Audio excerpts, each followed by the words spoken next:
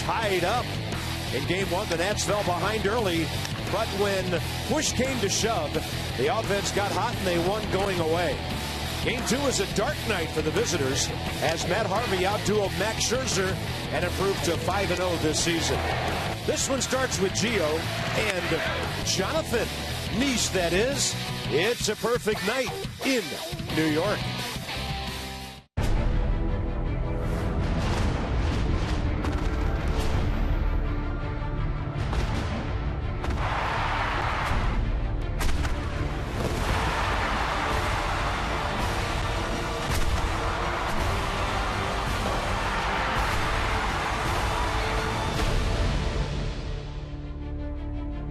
Spring weather arriving in New York City. Welcome to Citi Field, home of the Mets.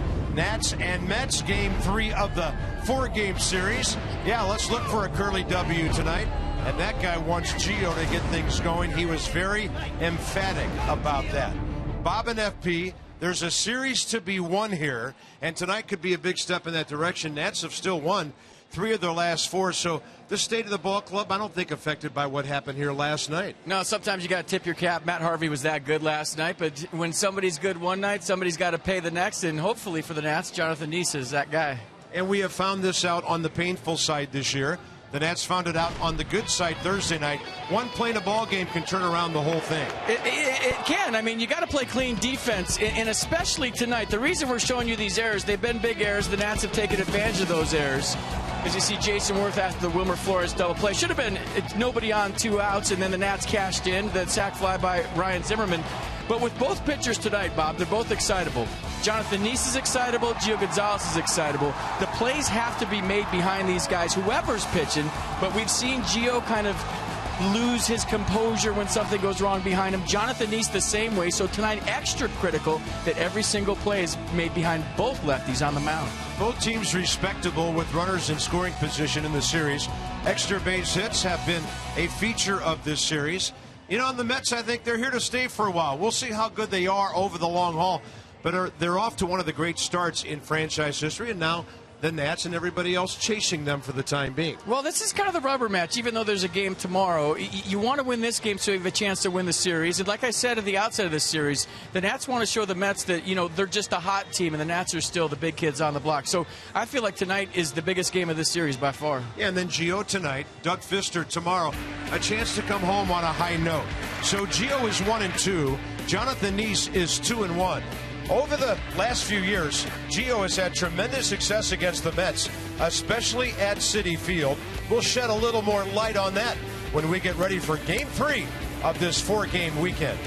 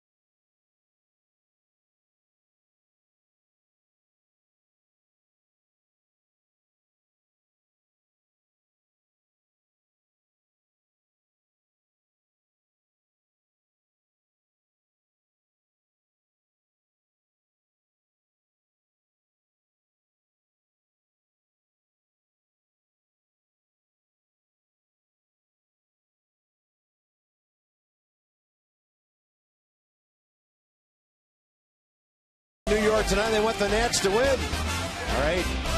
So does she. DC, yeah, right. And a curly W to go with it. Nats and the Mets. It's Gio and Jonathan Nice. And over the last few years, it's been pretty good for the Nats here. It's been pretty good for tonight's starting pitcher. 9-14, first 23 games here after the ballpark opened in 09. Domination since. The Mets starters, wow, 9-1, leading them to that baseball best 11-1 at home. And Gio having trouble with left-handers. He's fallen behind. He's given up a bunch of hits, and that's way over his career number. But he's been good at this ballpark. Look out for Lucas Duda. He's hitting .455 against left-handers this year, 10 for 22 with the home run. So you saw that stat, Gio Gonzalez versus lefties. His stuff has been good all season long. It's just been Murphy's Law. Something goes wrong behind him. Remember, it was the botched rundown last time out in Miami. Yeah, Gio, 13 total starts against the Mets, 7-4.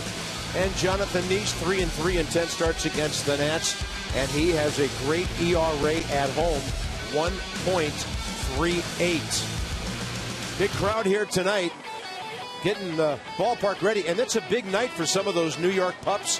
Some of them are seeing green grass for the first time in their lives on this earth. Chihuahua. So Harper and the Nats. Duda and the Mets straight ahead.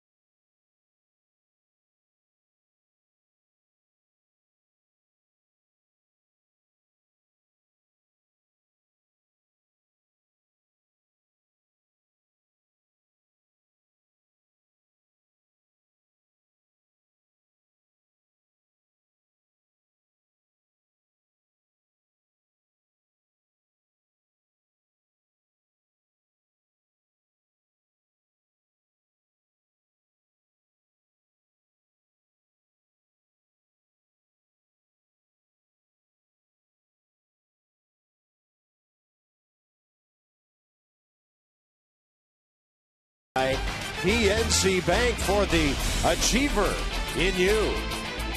Jackie Robinson Rotunda right behind the batter's box at Citi Field in New York. The Nats on the road are 5-9. The Mets at home 11-1. Mark Wiedemeyer and first base coach Tom Goodwin for the Mets, the honor of bringing out the lineup cards tonight. Guy on the left is Dan Bellino. He'll be the home plate umpire. We'll set the crew for you in a moment. Clear skies throughout the day in New York. It's been delightful. A little chilly as we get into the evening hours with the sun going down. Humidity up. It's supposed to be in the 70s tomorrow. Mets are taking the field. They're 16-8. They're only 4 games up on Miami. The Marlins got back to 500 with a win this afternoon. Nats are hitting .235, third in the league in runs, fifth in home runs. Ryan Zimmerman, career against Jonathan Nice, a base on balls, a double, and RBI, and he's 7 for 17. Right now, Ryan leads the Nationals in extra base hits with 11. And his 8 doubles have him in the top 5 in the National League. Well, you look at the arsenal for Jonathan Nice. Fastball 88. He'll cut the fastball. Same speed. Curveball change to go with. And get this. Last start against the Yankees, he threw the changeup 2% of the time. His first start against the Braves this year, he threw it 34% of the time. So he totally abandoned that pitch last time. Didn't have a feel for it. You could tell. 5 innings, 6 runs on 8 hits against the Yankees in his last start. In career, 3-3, 341 in 10 starts against the Nats. Nice career record, 54-52. He's from Defiance, Ohio. Been on the DL 6 times in his career. Here's the defense for the New York Mets tonight. Kadair, Lagares, Mayberry Jr. the outfield. Tejada Murphy left side. Herrera Duda right side. And Anthony Recker getting the nod behind the plate.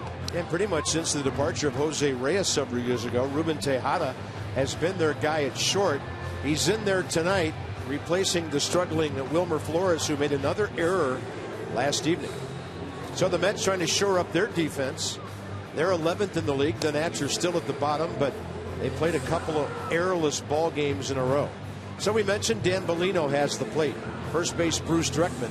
Tom Hallion is the crew chief. He's out there at second base, heading that way anyway. And Alfonso Marquez at third.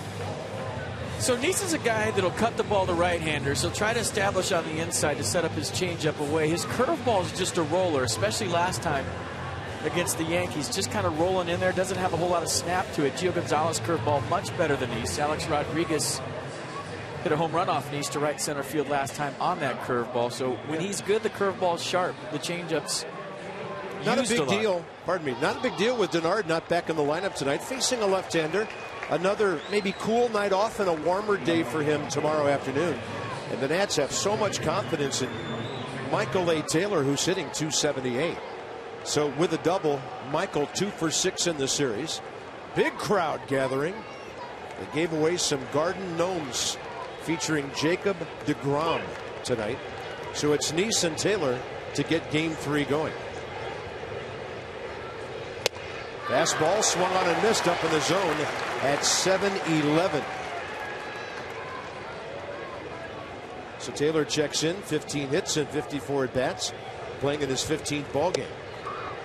That's inside 1-1.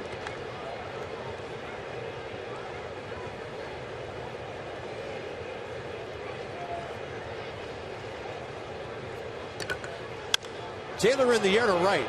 Pretty well hit. It'll back up John Mayberry Jr., but he takes it short of the track.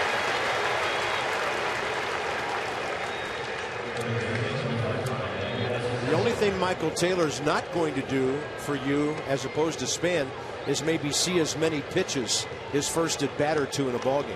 Denard, the master at that. Miguel Escobar wiping out that front line of the batter's box. He's so far up. Sometimes he strides out of the box, so that's the first thing he does, is wipe out the front line. Well, one of his few hitless games of the year last night. And that's a one-hopper speared by Jonathan Nice. 2 hitters, 2 first pitches swung at. That ball looked like it got on Nice a little quicker than he anticipated. Next up, Jason Worth.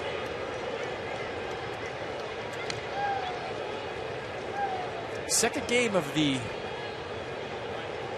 DC-New York doubleheader today. First one went New York's way. Rangers got the Caps. And Alex Ovechkin's goal, the second one of that, one of the best you'll ever see. And the last minute of the game, too. Unbelievable. So, well, this is the second game of the doubleheader. Take a split on the road to start that series against the New York Rangers. Sure. Here's Worth. Jason, 2 hits and RBI a couple of nights ago. Nobody did much of anything last night against Matt Harvey, who gave the Nats only 5 hits in 7 innings. 2-0. They said he's really working on letting that ball get deep. You know that you have a tendency when you don't have spring training, or even in spring training, to go out and get it. I mean, try to go out in front and get it. He's really working on letting the ball get deep. And as a hitter, when you have your timing, you can do that. Worth has drawn 6 walks. He's 9 for 28 career with a couple of bases on balls against Jonathan Nice, who gets the edge with that one.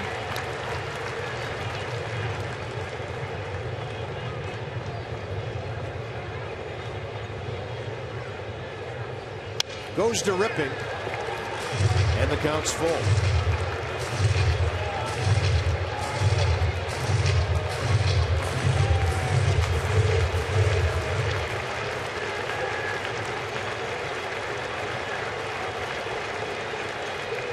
And Worth rips it by the diving Dilson Herrera. Well, there's letting the ball get deep.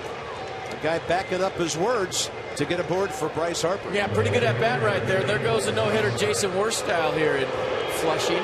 Nice job of letting that ball travel. You see how he lets that get right almost into Anthony Recker's glove. Not jumping out, trying to catch his contact point out in front of the plate. Backed it up. Exactly what he was talking about before the game. Well executed. And here's Bryce, who's done okay against Nice's career. His series numbers, he's been busy, driving in 3. 3 for 10 with 3 walks against the lefty. 88 sinking on him. Bryce has hit 11 career homers and driven in 31 against Mets pitching. And he's on base 17 games in a row. Got a walk his 3rd time up last night.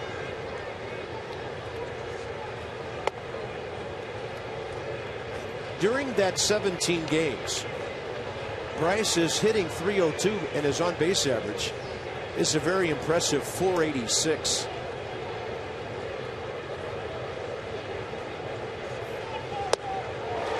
Curveball.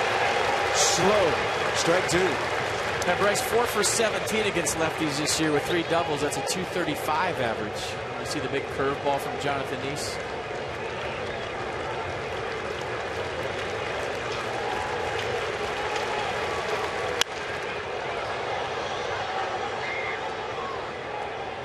Celebrate the season, American Standard All-Star Sales event. So those are the numbers and more that I gave you on what he's doing during those 17 games on base. It all started April 14th at Boston. Visit MidAtlanticComfort.com for amazing rebate and financing opportunities. Harper, right side, just foul.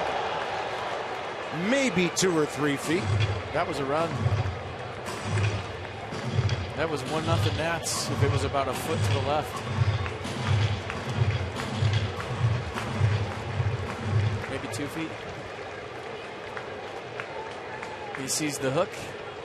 And he knows it's going foul.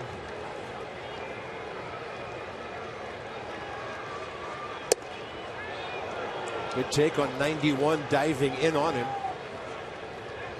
Fastball's better from Nice than it was last start. It was 88 to 89. Maybe he doesn't get that call because Recker was set up away. Goes out there again. That ball had some cut to it. And this is big because Jason Worth gets a head start. The right fielder, Mayberry, really playing Bryce in kind of a pull position. There's a big gap in right center with Lagares shading the other way. Great at bat by Bryce Harper. Falls way behind, doesn't bite on a couple of pitches down low, and he walks for the major league leading 24th time. Amazing how many off-speed pitches Bryce Harper's seen in a 3-2 count. 18-game on-base streak. We just showed you the 17 was a career high, so that's and counting. And the line moves to Ryan Zimmerman, who's hitting .263 against lefties this year with 3 doubles, a triple, and 6 RBI. And Ryan having a good series. He's driven in a couple. Doubled off the right center field wall. Way deep out there last night.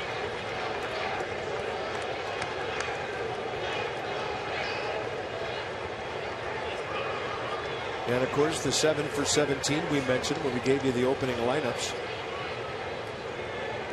Ryan has driven in 77 career runs against the Mets. And if he looks out at his defense, they're going to pitch him away. That's all you have to do as a hitter. You look at Lagares, he's in right center.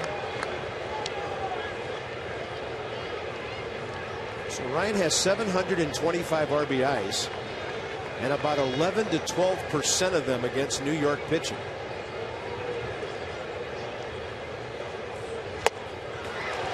Nice turns one over on him. 83-1-1. Where's that sun reflected from? Is that off the glass? Yeah, got to be something out in right center field. Yeah.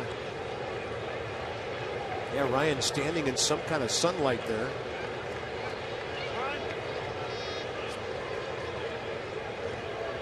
Maybe off those windows out there.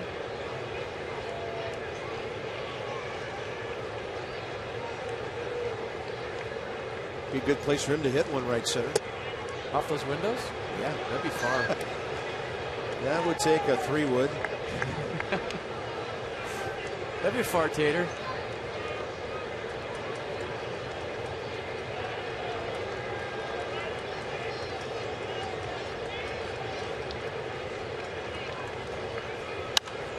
Out of play, and the count's even 2-2. After a couple of quick at-bats by Taylor and Escobar, Worth and Harper, and now Zimmerman making Jonathan Neese work long and hard in his first inning.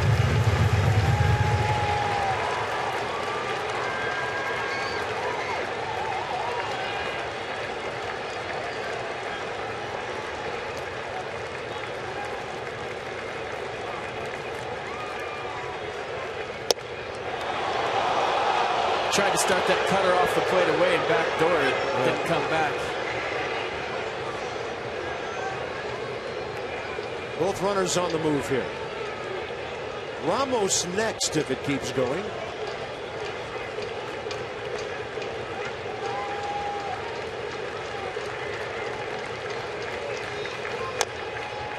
Ball might have been off the plate. Ryan close enough to be hacking. Inside the numbers with G. What the Nats have done with 2 outs this year.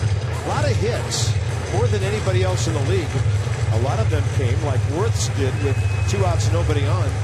So time to start getting some of those cash-in 2-out knocks. That or just everybody in the dugout says, come on guys, let's make 2 outs.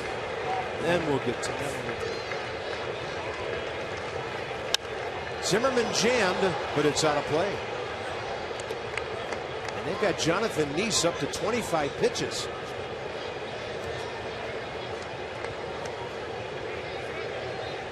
He'd take a run or 2 or 3 before he toes the slab.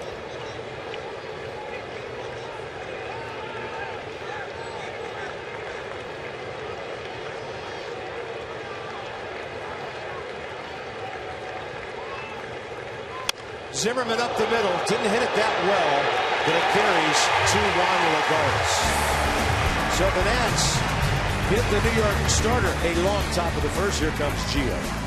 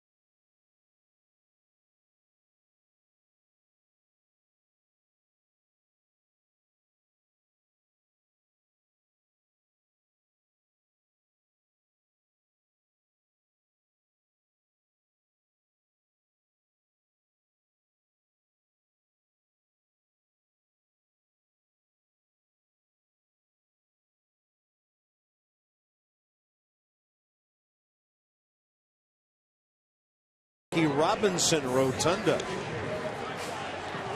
ballpark seats about 43,000. And here come the Mets in their starting lineup. They're 4th in the league in runs, 10th in batting average, but they find ways to score. Michael Cuddyer, last night's hero, 6 career hits, a homer, and 3 RBIs against Gio Gonzalez. And we've already talked about maybe as much defense as offense. Ruben Tejada back in their lineup tonight. Last time out against the Marlins, he threw that changeup 26% of the time, the highest percentage all season long. Fastball just 58, curveball 16. He gave up 6 runs on 10 hits last start, struck out a season high 8, walked 1 through 94 pitches. And if you remember, the botched rundown with Giancarlo Stanton was the beginning of the end of that whole game, really. That it was. 31-year-old John Mayberry Jr. with a right-handed swing in the leadoff spot tonight. Subbing for Curtis Granderson. 1 at bat in this series. He's hitting a .158. 3 hits, 19 at bats, 11 games. And that 1-2 hopper for Danny Espinosa, shaded up the middle. There's your defense tonight. Worth, Taylor Harper, the outfield. Desmond Escobar, left side. Espinosa Zimmerman, right side. Wilson Ramos behind the plate. Some tall leadoff hitters tonight, said Captain Obvious. Yeah. Pretty good crowd, huh? We should have jumped center for this game. Is that a sawed-off screech? Is that a Cyclone? I don't know. The Coney Island Ball Club that plays here, their single A ball club? Yeah, that's a Coney Island Cyclone mascot. All right. Juan Lagares hitting .305. Up the middle, nobody's shading that way. And Lagares is 4 for 9 against the Nats this weekend. 7th career hit against Gio. I mean, he's a guy that you got to crowd, meaning you got to keep the ball close to him. Anything out over the plate is going to do some damage, and he's now 8 for 21 off lefties this year, so he's been doing some damage as well. Guy in the box, if you missed it, 455 off lefties. That's 9th best of any hitter in the league, and he's left-handed. Duda off to a great start at .321, on base percentage .420.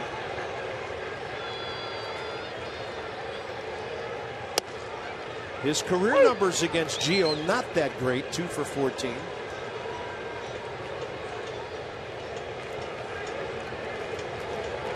But a number 3 hitter who's hitting for average against all kinds of pitching. Pretty assertive rip right there.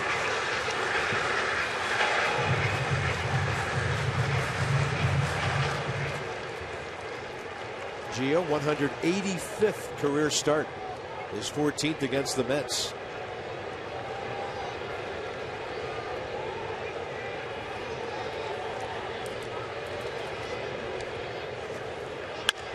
Hit hard the other way. Worth a long way to go. Can't get there. Lagares screaming for third. They're going to send him. There's a play at the plate. The ball beats him, and he is out. On a strong relay from Ian Desmond. Jason Worth getting it started.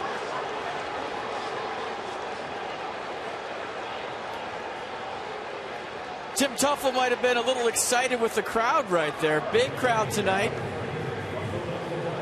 on Jacob deGrom Garden Gnome night. And I think he would have been better suited to hold Juan Lagares at third base. Worth got to this quick. Good relay throw to Desmond. He picks it out and throws a nice one-hopper to Wilson Ramos, who applies the tag to Lagares, and he's out by a mile. And you could see that developing, couldn't you? Yeah. It was kind of interesting. The third base coach Tuffle almost got all tied up with the third base umpire Alfonso Marquez over there. A lot of traffic. It's a big second out. Duda at second for Michael Kadire.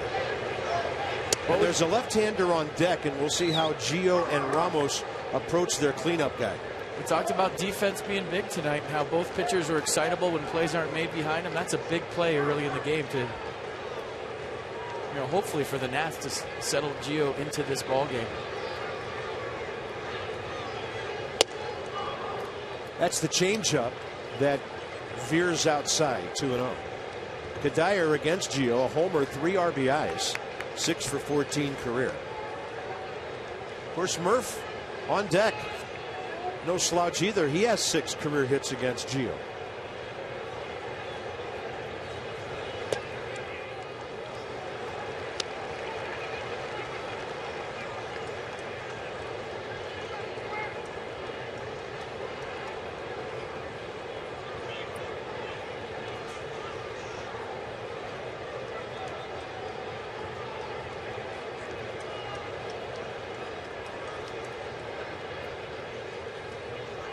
.3-0 and kind of a pitch around there.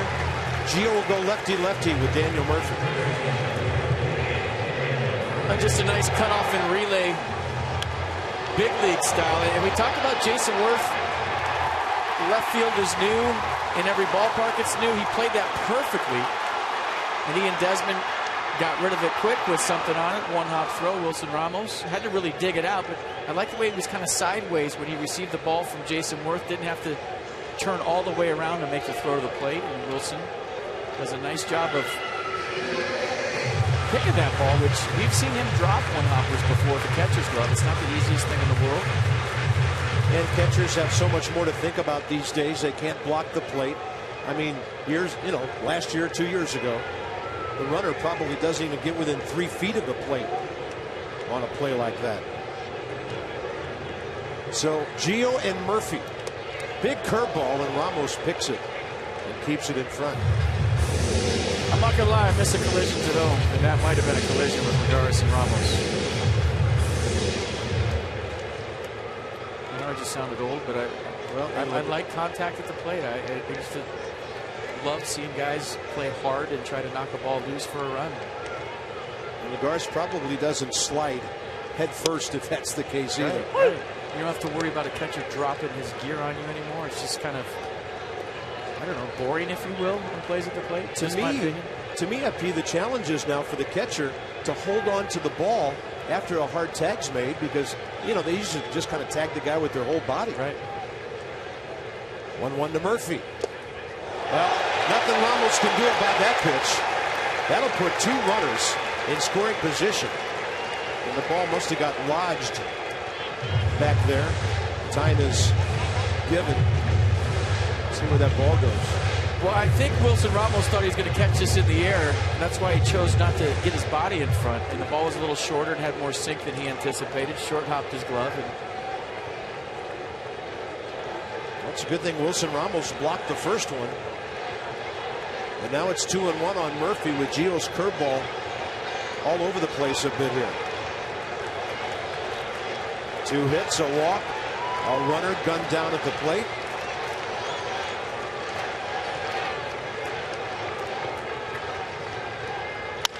And Murphy pulls it to Ryan Zimmerman.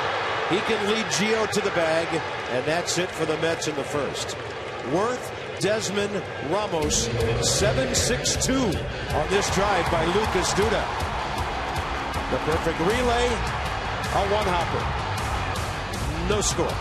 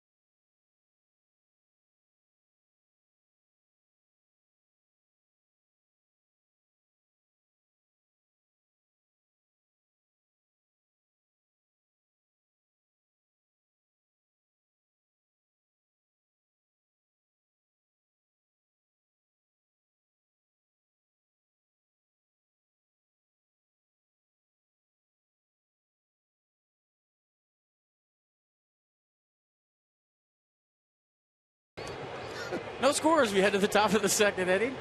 When the Nats win, everyone wins. And they score 7 or more runs. Get 50% off regular menu price online orders. Use promo code NATS50 when ordering. Better pizza, better ingredients. Papa John's, official pizza of your Washington Nationals. I don't know if the Humane Society has a spotting chart, but they need to mail one to us. That was a big cat, I feel like. Wilson Ramos is on a 7-game hitting streak. 3 for 8, couple of RBIs in this series. 11 for 28 during the streak. Most of them singles. And that's up and away, 1-1. But he's hitting .289.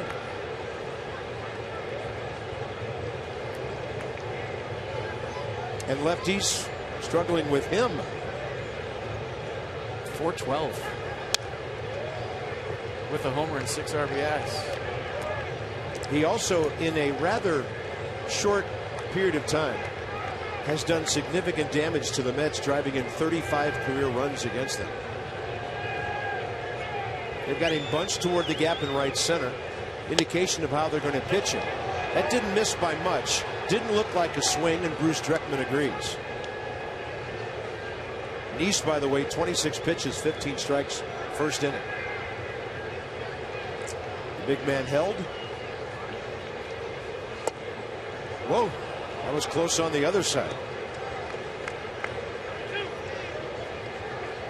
There you go. How about that?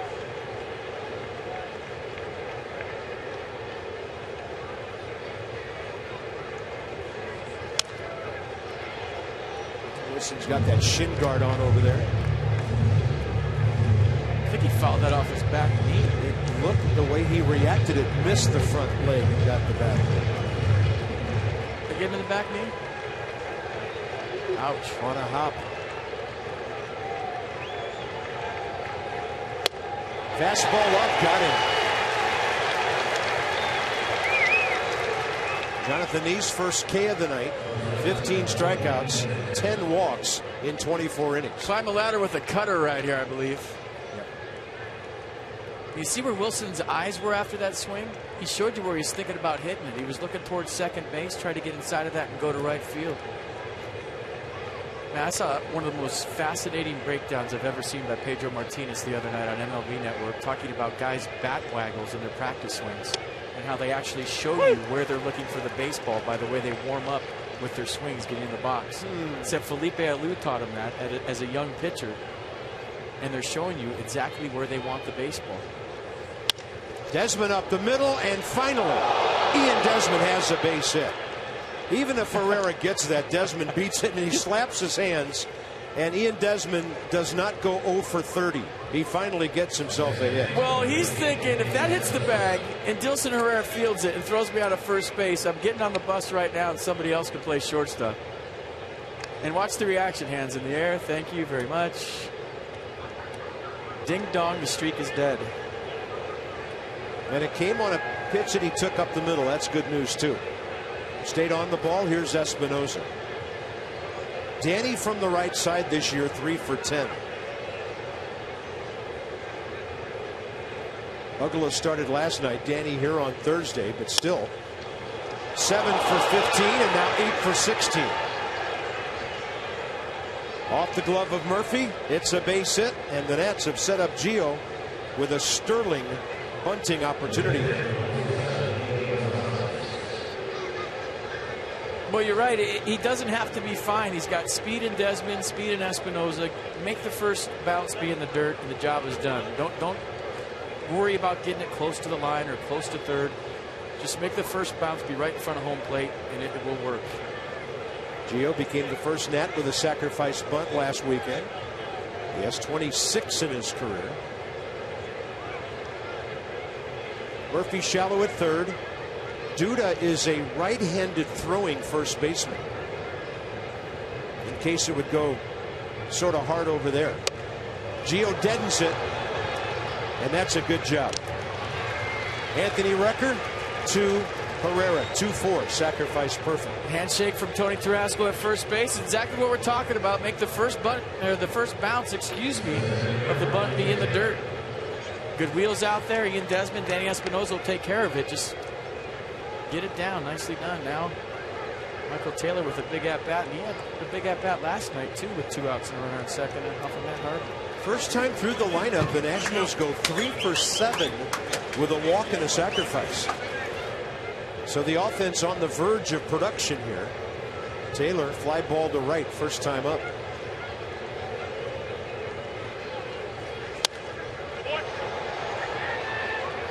Second time he has swung at the first pitch. First 2 times he has ever seen Jonathan Nice.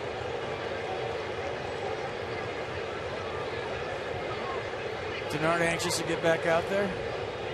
May and tomorrow against Dylan G. Hope so. Taylor rips it off the glove of Murphy, so the Nats will score a run.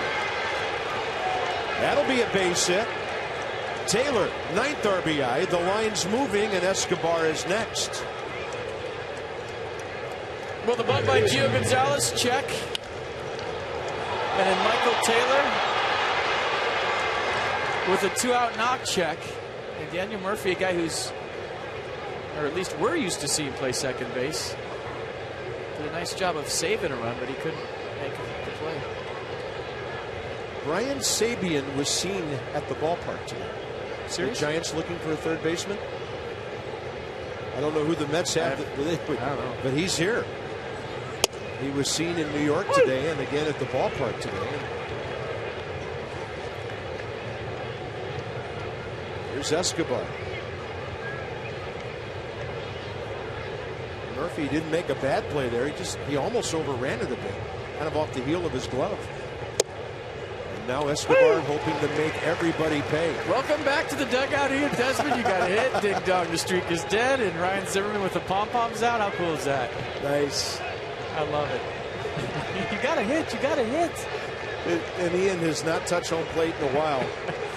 Maybe after a walk or two he has, but that's great. When you go through a streak like that, he's been the same guy every day. We always say that. See, you get a hit, you get a back rub. It's like, I should have got a hit, I don't know, a week ago. Doug Fister wants Ian to get 2 or 3 hits for him tomorrow. Pretty good hacks here. Makes me want to get a hit. I mean, it just goes to show you, he's a guy that you can't tell whether he's 4 for 4 or 0 for 4. Same guy every day.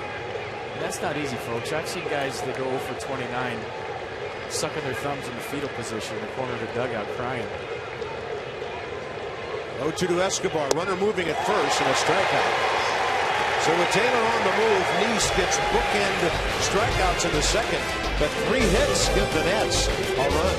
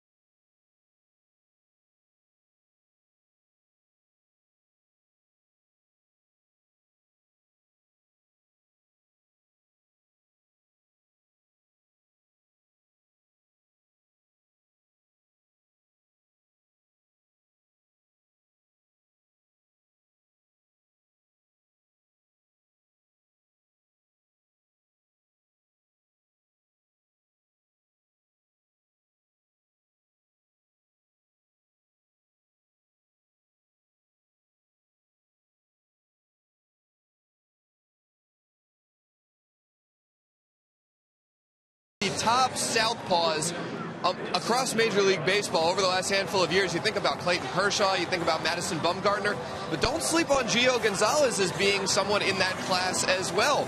Let's take a look at these numbers since 2010. Gio ranks up there in a lot of the top categories for starting pitchers among left-handed starters. Matt Williams said that since the All-Star break last year, Gio Gonzalez has really been on top of his game. He'll have a couple innings where things might spiral a little bit on him, but the Nationals love how Gio has looked since the All-Star break last year. He's locking it back in. This inning, leading off, is Dilson Herrera.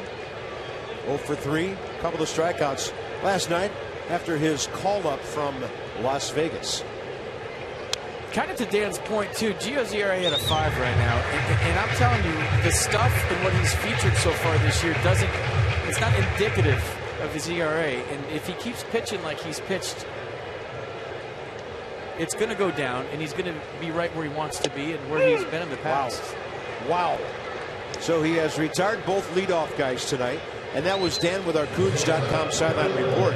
When you're talking cars, you're talking Coons. And the big thing about Mayberry last inning and Herrera here, so far this season, Gio was allowing a .480 on-base percentage to leadoff batters in different innings in which he was working. That is so big for him to get that first guy. Next up Ruben Tejada.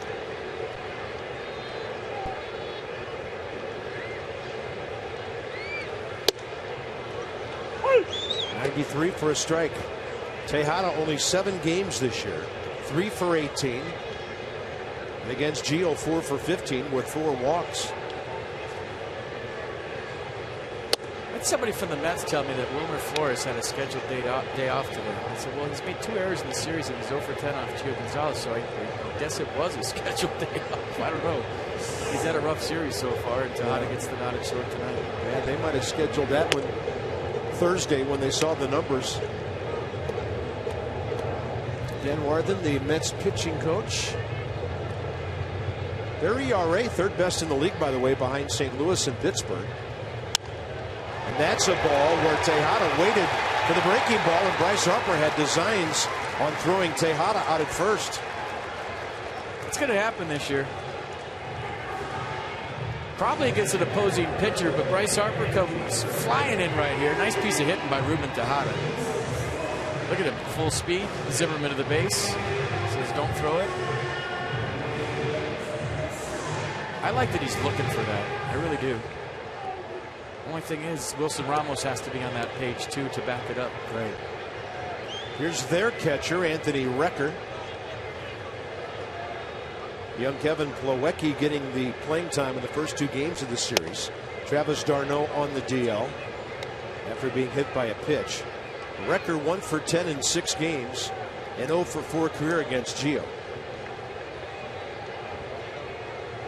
3rd hit by the Mets.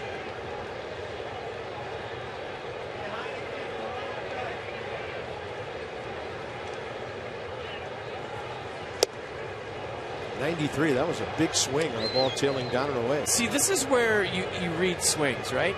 And there's been times this year where the fastball's been blown by guys on both sides, and then you try to trick them with off speed.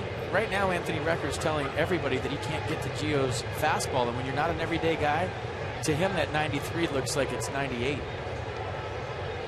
Elevated. He paints the corner with 94. Second K of the inning and the game. 2 outs. That was paint. Mercedes-Benz on the pitch track. And it's no knock against Anthony Recker. When you're not an everyday guy, it's hard to keep your timing. And when you face a guy with a plus fastball like Gio, it's hard to get to it. Steve McCatty loved that pitch. Stay right there, Gio. Attack, attack. Jonathan Neese 2 for 7 this year. He can swing it. Woo! 28 years of age now, Neese, who broke in with the Mets in 08. Ramos turned his glove one way, then the other, and managed to grab that thing.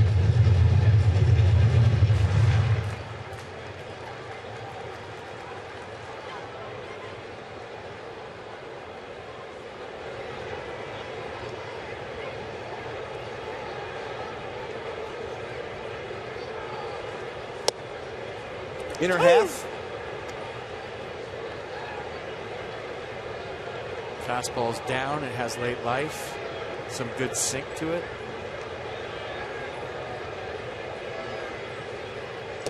And Gio's going to get through the first 2 innings just under 30 pitches.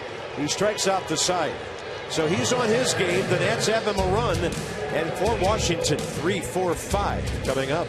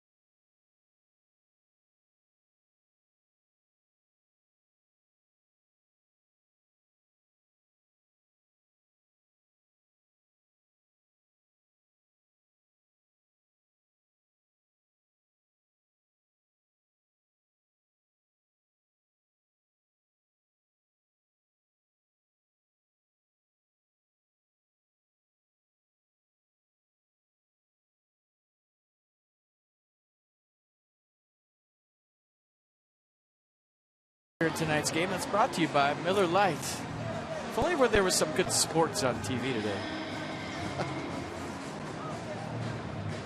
Well, how about something at the ballpark on Monday, like a Livan Hernandez Road Uni circa 2005 bobblehead. First 25,000 fans. Monday night, that's presented by PNC Bank. Commemorates the Nats' first pitch, first game, April 4th, 05. First bobblehead ever in the Road Grays.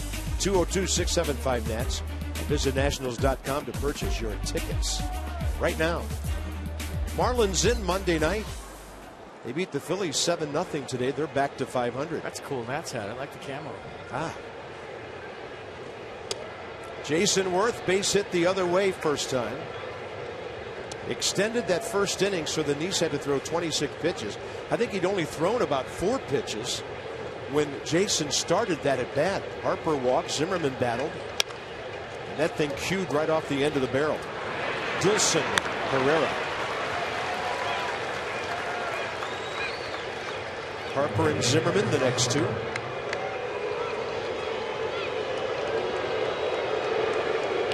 Why is Bryce getting booed?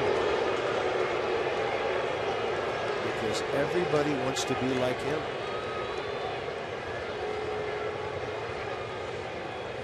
I think this was the first place a couple of years ago where they really gave it to Bryce, even before the hate he now feels in Atlanta. I mean, he likes to get booed. I mean, he thrives on it, but it's not like he walked behind the plate and rubbed that big Mets thing out on the way. I mean, he didn't do anything to the Mets. I don't understand.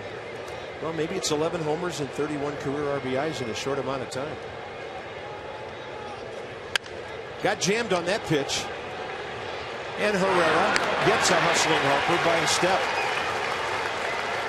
2 outs, third inning. Check in with Dan.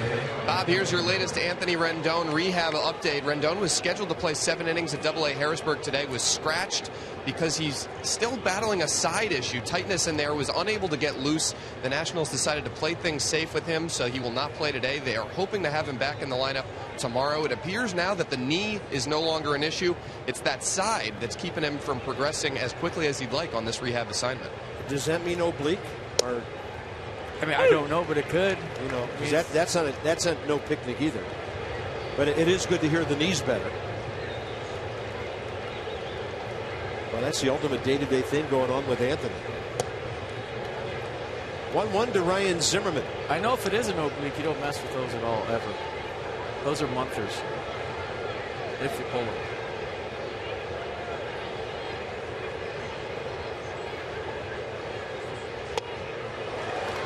.75 on the curveball with lots of gravity.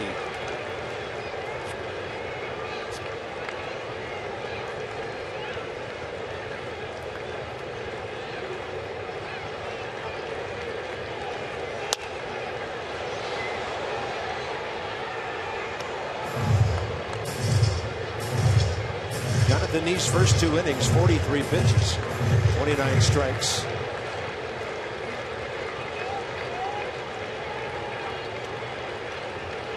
And Zimmerman hits one hard up the middle. Ryan Zimmerman's bat coming alive on this road trip. He's 4 for 10 in this series. Well, he hit the ball hard to center his first time up. Juan Lagares came in and caught the line drive. This time he goes right back up the middle again. Hits this one on the ground. Talked to him about his foot today. His plantar fasciitis he has going. He says it's more just kind of a pain. Like, it's nothing. Good days, bad days. It's more of a nuisance in his heel. Some days are better than others. He said it was worse, at its worst, the last homestand, the last game. Remember, he hit the ball down the corner and he made that weird turn at first. Right. Now Ramos has a base hit. So Wilson Ramos has an 8-game hitting streak, 12 for 30. And a footnote on Zimmerman, he had 1 hit in Miami. He had 3 in Atlanta. He has 4 here in New York. Ramos keeps swinging it. So Desmond's hit was a ground ball up the middle. Zimmerman's hit, ground ball up the middle. And now Ramos with a ground ball up the middle. And thanks to all these base runners, Ian Desmond doesn't have a lot of time to enjoy his first base hit. Now he's in line for another. It's a good game plan against a guy like me. Stay in the middle of the field, other way. 6 hits by the Nationals already.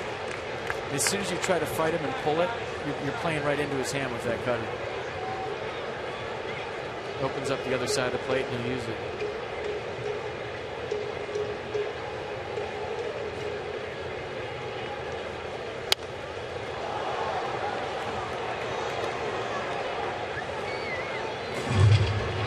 Matt Williams talking about Ian before the game, saying it's just about swinging and strikes. Strike zone recognition.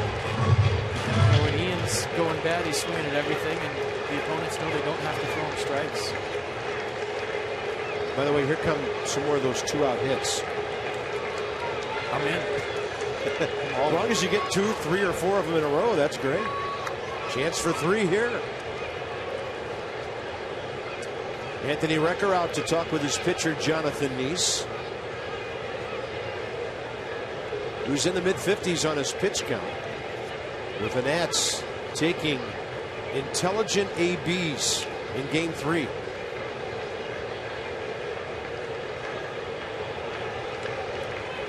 Just about having a plan. And I like team game plans where you have a meeting and you say, we're all going to do this against this guy today. Let's go up the middle the other way. Or we're all going to swing at the first pitch and be aggressive. Desmond on the pitch off the plate. Foul tip, strikeout. So the Nats 2 more hits. They've stranded 6 runners already. 1-0 lead, middle third.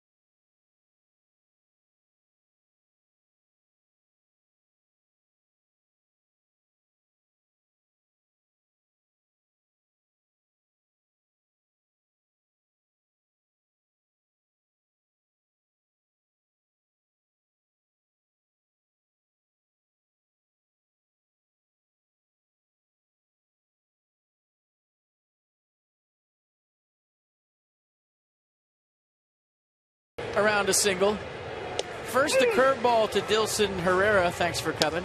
Fastball to Anthony Recker. We'll see you next time. And then a nasty curveball to Jonathan Neese. It's time for Toyota Case for Kids. The Washington area Toyota dealers want to help children and their families by making a donation of $37 to the Children's NIH for every strikeout by Nats pitcher this season. 3 times 37 is $412.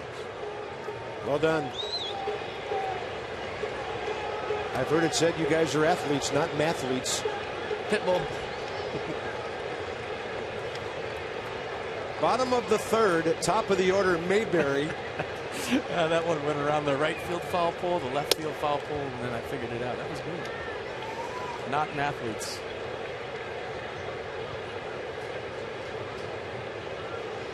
Ground ball to Espinoza first time. Gio just off the corner, 2-0. Fastball's been good. He's using it.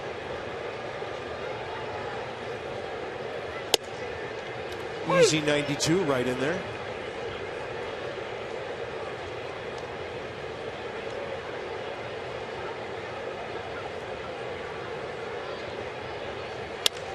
That ball left out over the plate and hit hard enough that it carries right to Jason Worth. So 3 for 3 for Gio. Retiring leadoff batters takes us into the 8 o'clock hour here at Citi Field in New York. Ballpark's been around since '09. Pretty full tonight. Big promotion with the Garden Gnome, Jacob deGrom, Dan FP, and hot dogs in the park. If that hot dog guy starts barking down here tonight, he might get attacked.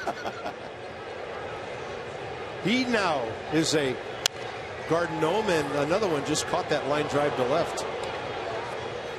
Juan Lagares base it up the middle first time. They haven't heard any woofing from the hot dog guys so far. It could be dangerous.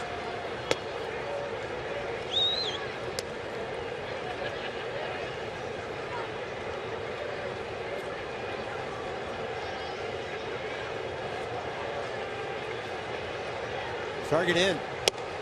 Usually means fastball. 94 in there. That's where you have to pitch Lagares. Keep the ball close and hard. Don't let him get extended. He wants to go the other way. All right, showed him the curveball away.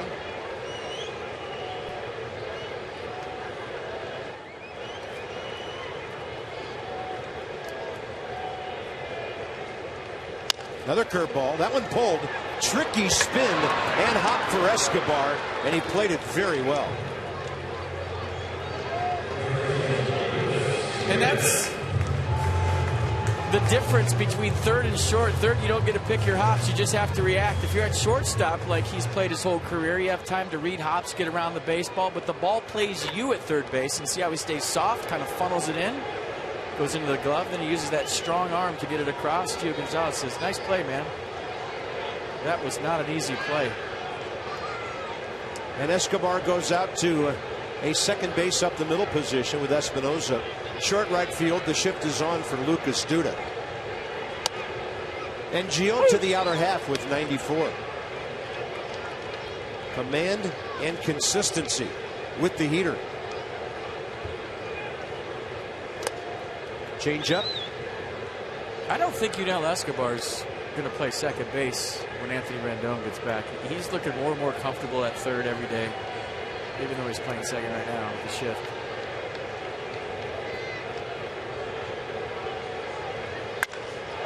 And a ball hit out to left center and hit well.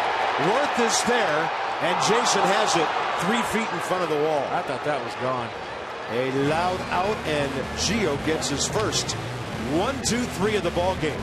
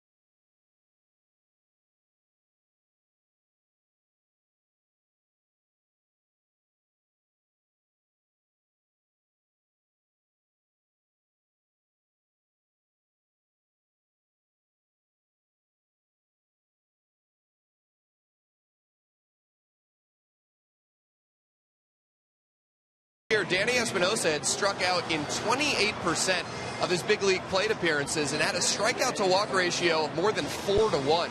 Well, this year Espinosa has done a much better job of putting the ball in play.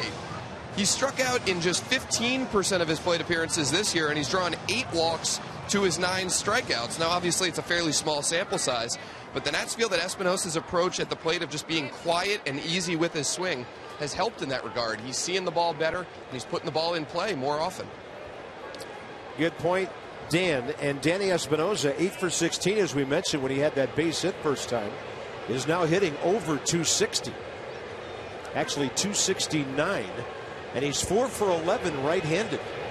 So the mix of the right-handed batting and the left-handed batting going pretty smoothly right now. Oh, as a switch hitter, it's always nice when you're facing a lefty every now and then, and you're not just all left-handed facing a bunch of righties in a row, or vice versa. Keep both swings fresh. That ball ripped beyond the reach of Herrera. And Danny Espinosa pulls one, goes the other way there. 2 for 2. Oh, that's good hitting right there. Watch how quick he is. And we talked about letting the ball travel. It's exactly what he did. He backed that thing up. Watch how deep the ball gets the point of contact. He's not jumping out to get it. He's letting the ball get deep. See the ball longer. That was a nice swing. Now batting 283. And Mass and Dan's fired up. They didn't strike out after that report, too. Here's Gio looking to lay down another bunt. That's a good decision. That was a big curveball. No swing. Gets the count in his favor. But same goes as last time. Espinosa can run. Bob Henley putting on the sign. Even though Murphy crashing, Duda crashing, just get the ball down the dirt. Let Espinosa take care of the rest. It doesn't have to be a perfect bunt. There you go. That is beautiful. Nice to the second baseman. 1-4 that time. And if that's a slower runner, Nice is going to second base. The speed of the runner dictates the quality of the bunt. If you got a guy that's slow on first base, now you got to be directional with it. Bunt it down the first base line, bunt it down the third base line, keep it away from the pitcher. But when you got wheels out there, just get her down. It's a good lesson for you younger players. Take into account who's running the bases when you're bunting. And it takes the pressure off if you got a fast guy out there. Michael A. Taylor, RBI hit last time. He pulls it to Murphy again. This will be a long throw with a fast runner, and he got it. Espinosa had to stay at second, 2 outs. Murphy did not have time to look the runner back there. Yeah, he took his time, and I think Taylor kind of had trouble getting out of the box, or he might have beat this. There was a little stumble, I think, by Michael when he swung. Let's see. See that? Just that little hesitation, then he's getting it. And just a little add-on for you younger players. If you're a really good hitter and the coach gives you the bunt sign, just stand there and look at him and say, what are you thinking? Let me hit.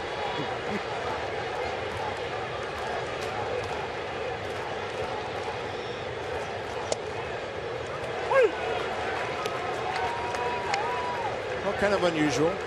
After his 3 for 5 Thursday, the Mets have retired Escobar 4 straight times in this series. Actually 6, counting 2 more tonight. 4 last night. And looking to cash in a 2-out knock here. But he'll pull it to the shortstop, Ruben Tejada. That's a leadoff single. They've had 7 hits, but they've now stranded 7 runners.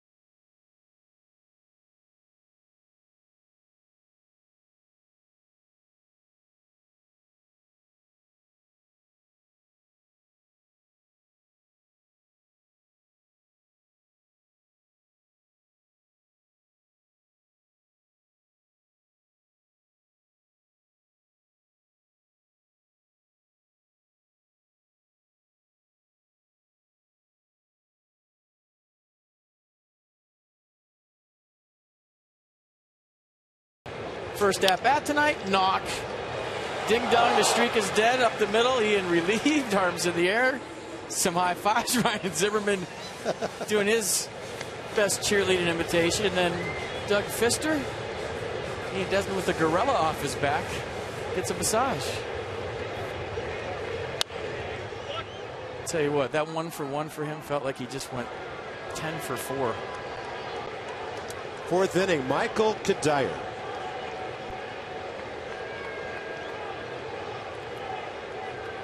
Gio walked him in what appeared to be a pitch around back in the first inning with a runner at second. Actually, a runner at third after a wild pitch. And then Murphy grounded out, and Gio's been pretty good shape since.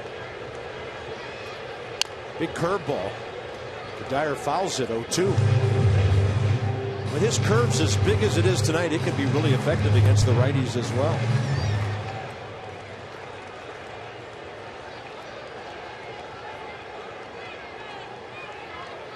Goes with the heat upstairs. Strikeout number 4. I love the high fastball off the curveball. Why? Because the curveball comes out of your hand high, and if you just saw it as a hitter, you're looking up there, and maybe, just maybe for a split second, when you see that fastball up, you're thinking it's a curveball again. You saw why Kadire was late. Just that little split second when your brain's firing, you're thinking he's doubling up on the curve. No, it's a fastball, too late. And that was Mercedes-Benz on the pitch track. There's an upper zone fastball to Murphy, who rolled one over first time, bounced out to Zimmerman. Gio with a good work rate here. He's off the full windup, and he's liking it. Escobar over, no chance.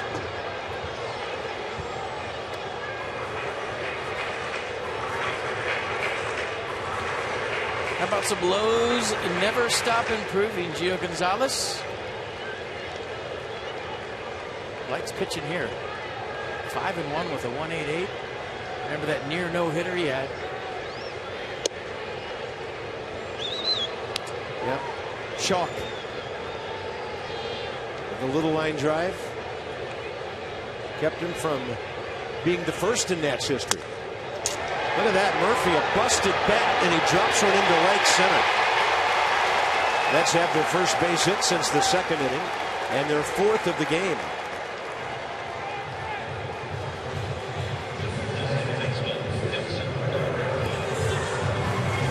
Pretty good pitch right here by Gio. You see the sink on that. Turn it over. Murphy off the end. That guy's a hero. Knock for the Mets third baseman. His 3rd hit in this series in 10 at-bats. Here's Dilson Herrera. Gio got him looking first time up.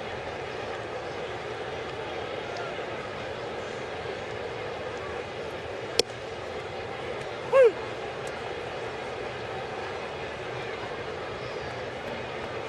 21-year-old infielder from Columbia.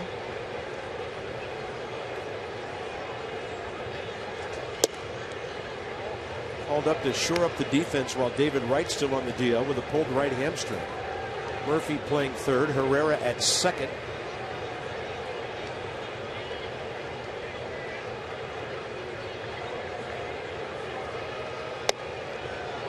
Woo! 78, a beauty.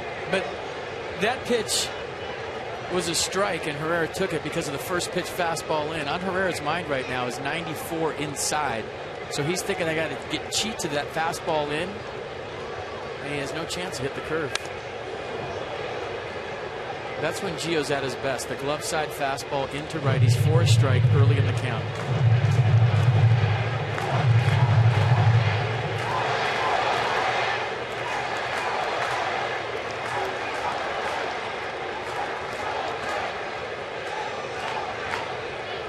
Swing and a foul tip. 5th strike. He overmatched him the first time with fastballs, and this time, same thing, challenging. You're going to get fastballs at the big league level until you show somebody who can hit them. And Herrera has got a bunch of fastballs from Gio Gonzalez tonight. He struck out twice. He's been late on all of them. Now Ruben Tejada, who took a ball to right field for a 1-out hit last time up.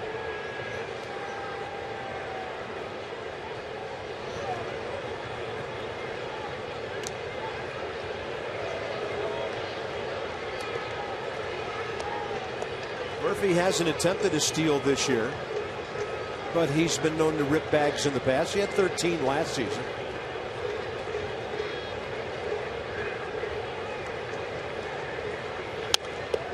And there's Tejada thinking the other way again.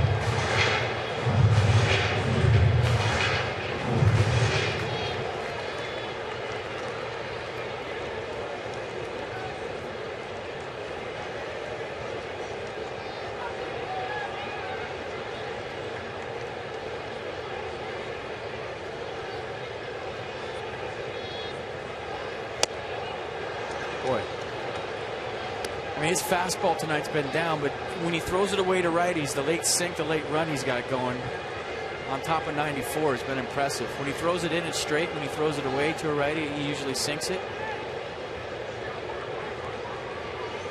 There's no question about his stuff this season. None. Target in. That's where you want to go. Wow. So this guy can't hit the ball to right field. Wow. Couldn't hit it at all. Gio strikes out the side for the second time tonight. 4 of his best innings of the year. Michael Kadire, thanks for coming. Dilson Herrera, see you next time. And Ruben Tejada, see ya on a nasty fastball.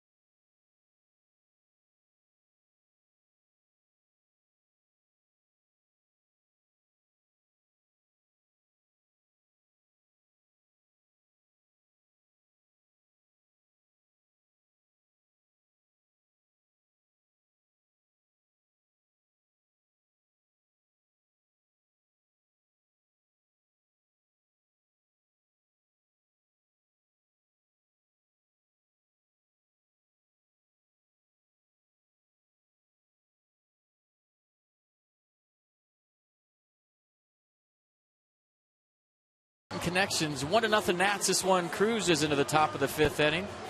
Ian Desmond got a base hit, but Danny Espinosa's had 2 right-handed tonight. So his average from the right side 279 after a couple of knocks, 1 to left, 1 to right. And the hits keep coming for Danny Espinosa. Jason Worth, Harper, Zimmerman, top of the 5th.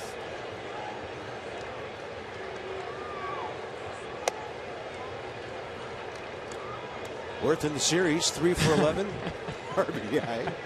Tuning into the telecast and getting a better look, Jose Lobaton. Those are the new cutting edge headphones we'll all be wearing soon. Hey, those are the cheap headphones. You get those anywhere. Nice of Jose to tune in.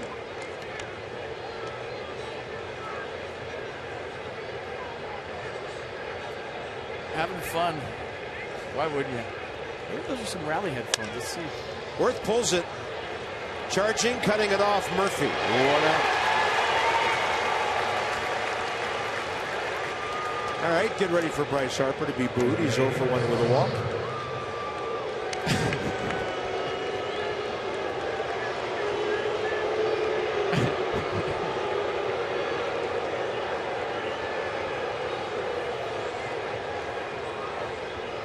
Bryce, 24th walk of the season. Nobody in the National League had more than 18 going into today. Jock Peterson of the Dodgers. American League, Carlos Santana, Cleveland, 18. That ball cuts to the outside edge.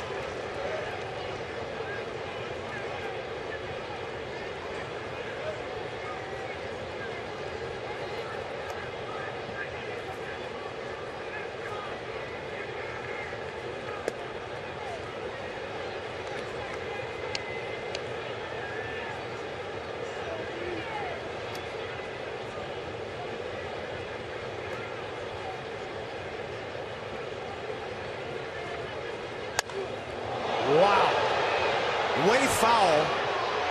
Bryce tried to wait long enough for it. Upper tank right side. He's sitting on that. Not fooled a bit. He just couldn't wait long enough because it was so slow. Definitely sitting on the curveball. Look at that swing. It was way foul, but still fun to watch. Remember the one he hit over the foul pole here last year? That was one of his furthest home runs. And this one was way foul, but it was upper deck, what, about 8 rows back?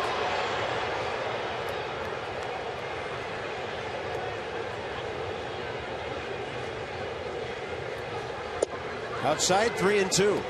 Went 3-2 curveball to Bryce last, or his first time for ball 4. I like his chances on that list. And his. Oh, they're going to get Bryce that time. He doesn't like it from Dan Bellino. Got to stay in this game, though. Matt Williams got to come out and save his left fielder. Bryce gives the umpire a pat on the back and walks away. Handled it well. Well, he's proven to the league he knows the strike zone. And I'm feeling if he's arguing that it's a ball. Let's see. Yeah, it's not even close to pitch track. That was ball 4. He's had some close ones on 3-2 counts go his way. This one, maybe for the first time this year, doesn't. And he handled that well. Looked him in the eye, said the right thing, stayed in the ball game. We are seeing a star mature. Yeah. Ryan Zimmerman 1 for 2.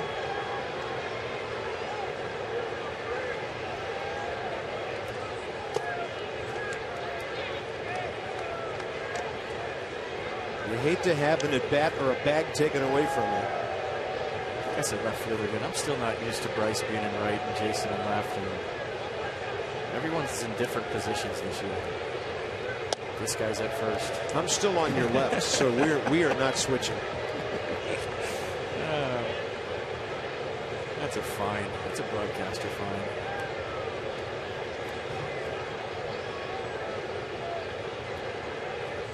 Zimmerman up the middle to his right, Herrera. And Jonathan Meese for the first time tonight has a 1-2-3. Good ball game, 1-0 halfway through.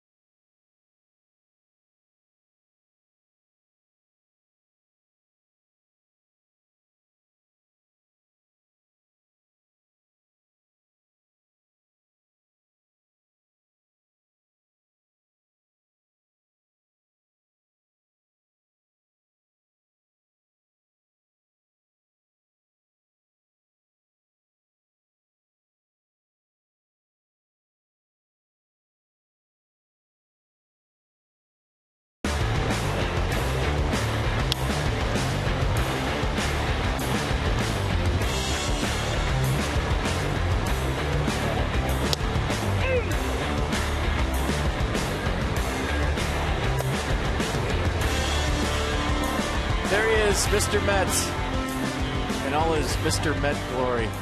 Had any nightmares about him this year? I haven't until seeing that right there.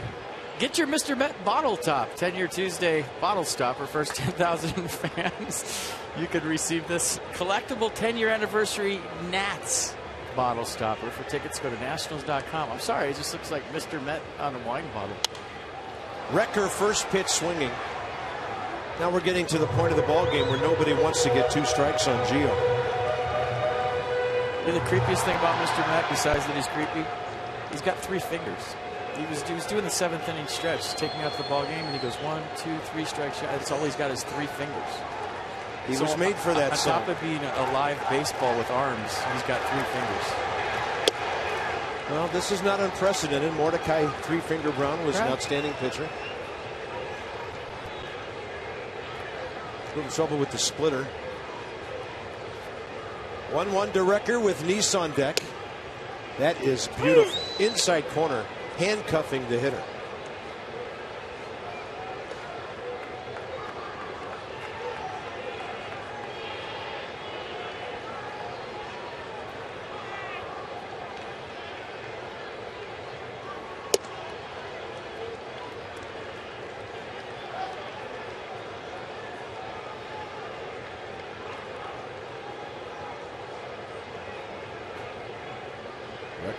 Struck out looking first time. And the big curveball stays outside, 3-2. You know, I'm thinking about that Bryce Harper discussion with home plate umpire Dan Bellino. Maybe Bellino said something like, I may have missed that. And that was the end of the conversation. And umps will do that from time to time. Gio loses the number 8 man. He was way ahead. He lost him in front of the pitcher in a 1-run game. Second walk tonight. I was listening to Jose Lobaton talk about a conversation he had with the home plate umpire in A.J. Cole's debut, and he was talking about a pitch, and he said, that's a good pitch, and the umpire said, no, it wasn't. He said, that's a good pitch, and they kind of got into a discussion, and it's all Lobaton was looking for was that an umpire to say, yeah, it was a good pitch, I might have missed it. And that's the best way to end an argument. Umpires will do that from time to time. For those of you that don't know, they'll just say, hey, I missed it. I blew that call, and then that's the end of it. And umpires will respect a guy who don't show him up, right? I'm not sure what Jonathan Nice is looking for. 2 fastballs. The first one low in the zone on which to bunt. This is where you throw one right, I don't know, face high down the middle and see if he offers at it. Try to get the strikeout. Climb the ladder with a heater.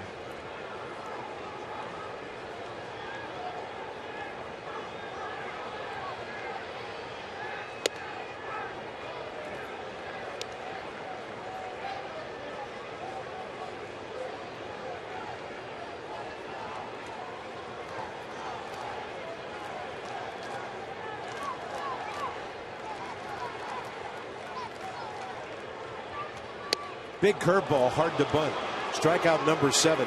Like I said, drop that curveball on him for strike 3. Hey, either or. As long as you don't mess around with a curveball and get behind in the count.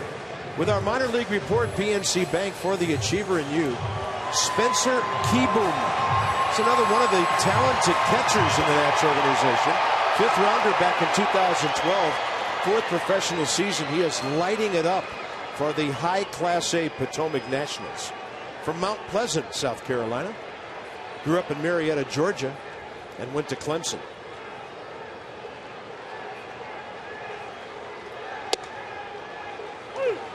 Can't wait to call Kieboom's first major league home run someday. How you gonna call it? I don't know. Think of something. My money's on see you later. Right in there, handcuffing Mayberry. And Gio Gonzalez, 0-2 on him. By the way, when Wrecker got aboard tonight, first Mets leadoff man in 5 innings to reach base.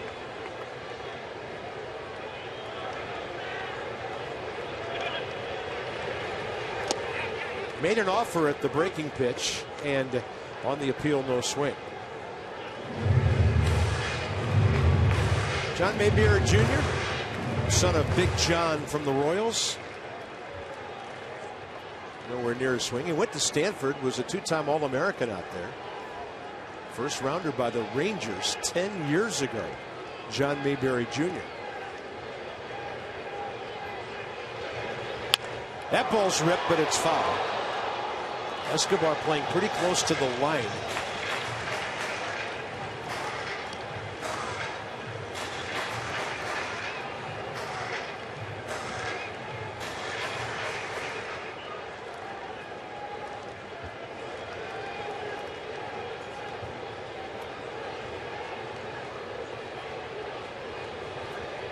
Target way in there. Missed on the other side. 2-2. Mayberry Jr. pretty much a pull hitter. That two-seam fastball right here, the 2-2 count might get the ground ball that Gio's looking for. Away.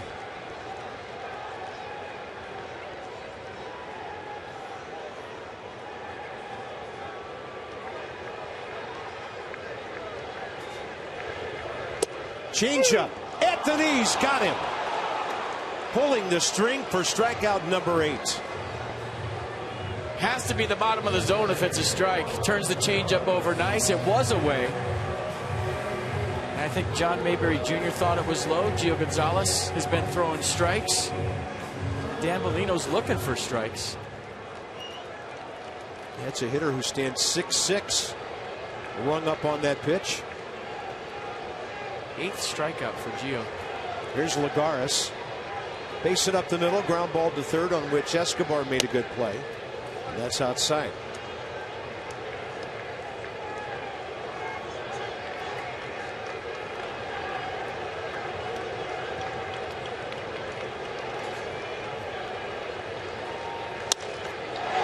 The kid's having a good year. 2 for 3 now. And going to third after looking that way is Recker, and then on the launch by Taylor, both runners end up in scoring position.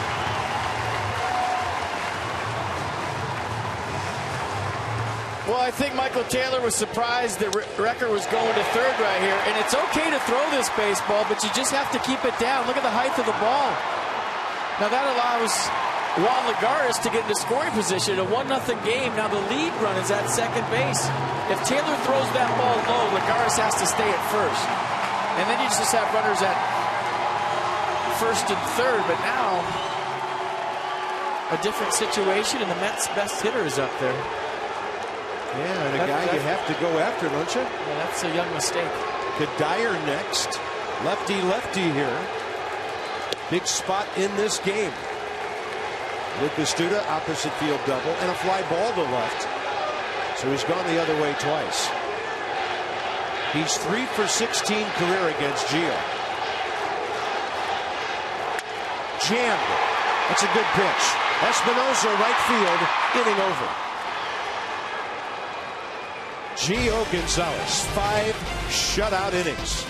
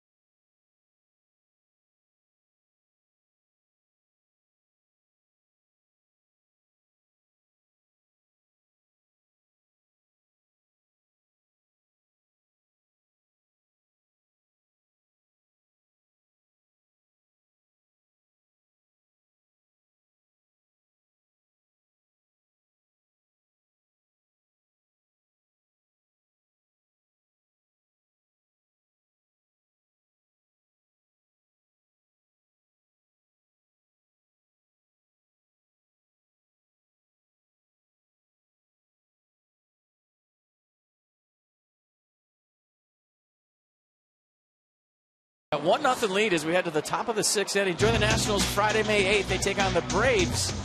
7:05 start. Celebrate U.S. Navy Day. That's delivered by UPS. Navy Jazz Band. The Commodores will perform in Center Field Plaza, and the Navy Silent Drill Team will take the field before the game. Visit nationals.com to purchase your tickets today. Top 6. Thank you, Ryan Zimmerman.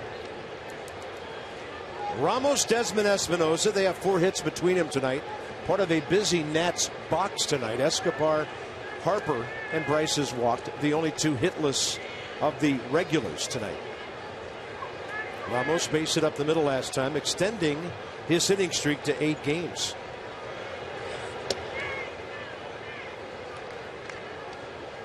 He's 79th pitch of the night.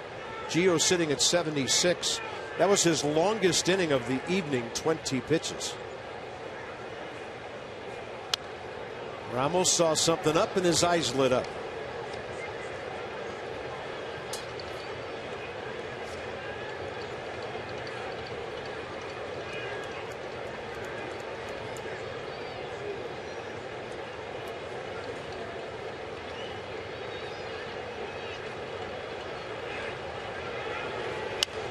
Jonathan Neese is in a streak where over his last 25 starts in this ballpark, he's allowed 3 runs or fewer every time. The only pitcher in baseball better, Clayton Kershaw, 27 in a row at Dodger Stadium. Some kind of pitching at home. Ramos, some kind of hitting on the road. Another multi-hit game for Wilson Ramos. And in this series now, he's 5 for 11.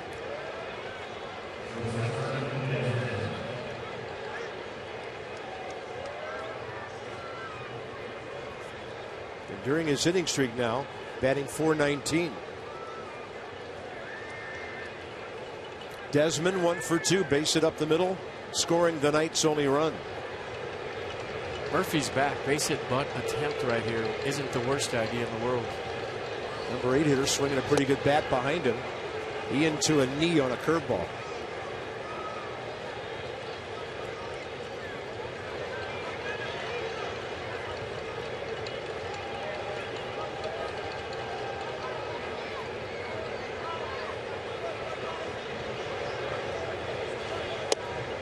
There's the cutter right in there.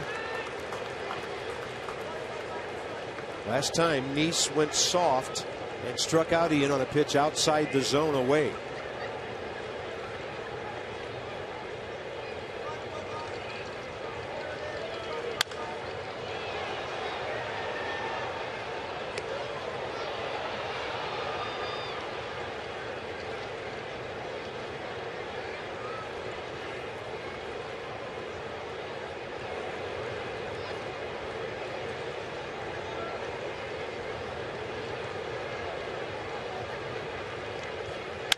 Up the middle. It is through. Ian Desmond, a 2-hit night using the middle of the field.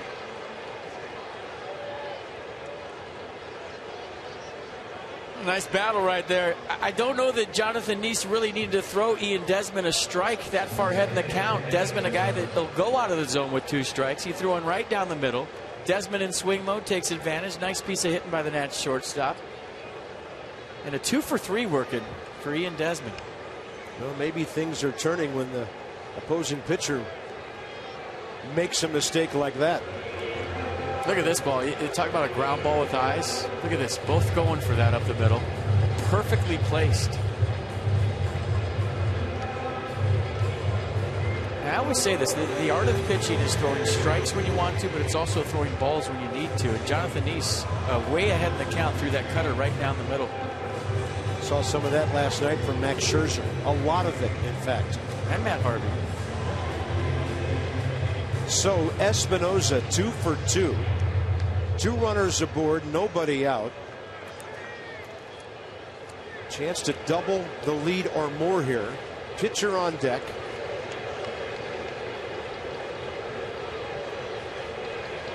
Danny, by the way, this is no fluke. He's 9 for 20 career against Jonathan Neese with that 2 for 2. And overall on this road trip, Espinosa 9 for his last 17. It's probably the best week of hitting we've seen from Danny in the last couple of years.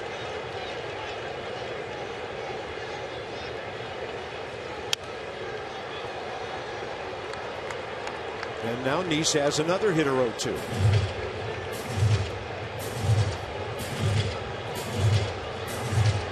Ramos 2 hits, Desmond 2, Espinosa 2. So that's 6 hits. They've only been retired twice. Hey, not bad. The number 9 guy's got 2 sacrifices after all that.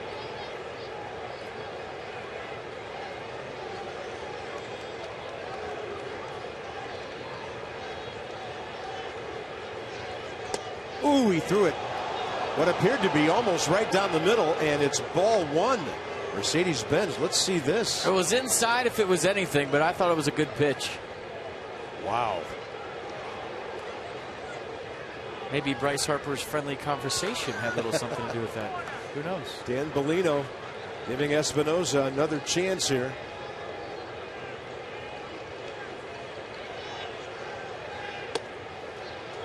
Two and two. Record didn't know he'd caught the ball cleanly. I guess he couldn't feel it in the web.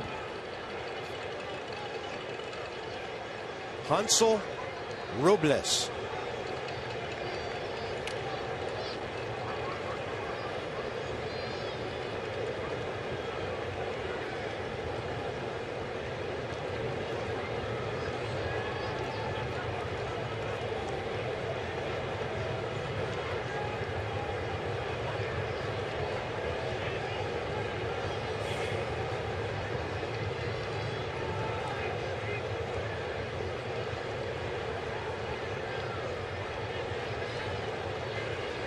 Two now. Espinoza, left side. Murphy, backhanded pick, and safe. The throw pulled Herrera off the bag, and the bases are loaded with nobody out.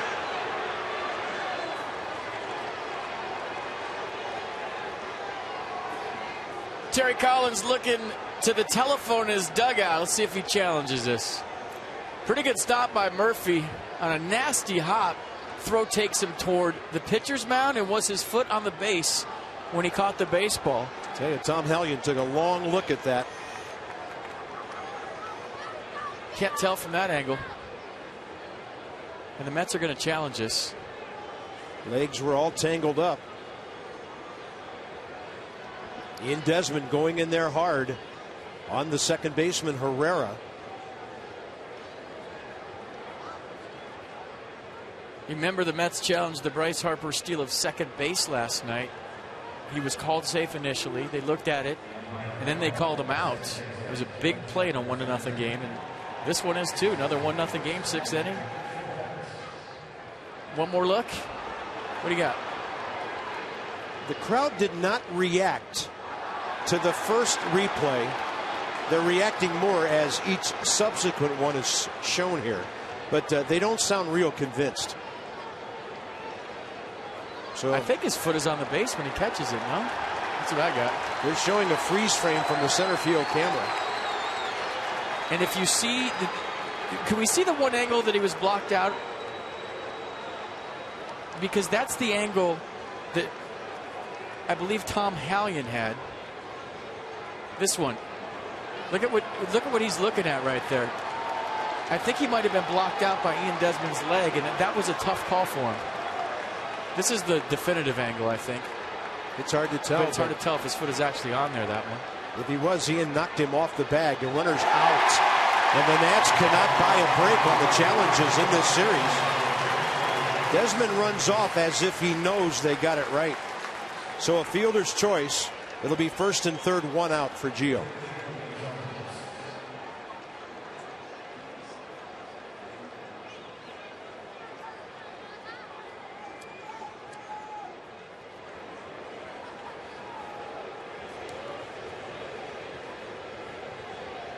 So is Gio Gonzalez swinging here? Is he bunting here? A lot of managers will bunt their pitcher here for fear of the double play if he hits a ground ball. And a lot of managers will let their pitcher swing away in a situation like this and go for the RBI. Yeah, maybe the decision made easier for Matt by the 2 good bunts Gio's already laid down against this pitcher. We'll find out. And there's a 3rd good bunt. Runner comes down the line at 3rd, but retreating is Ramos. Second base Espinoza, and Gio continues to do his job with the bat.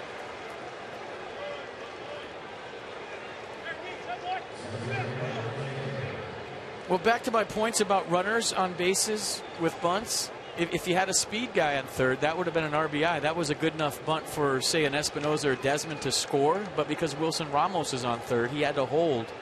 And now it's up to Michael Taylor to drive in a pair.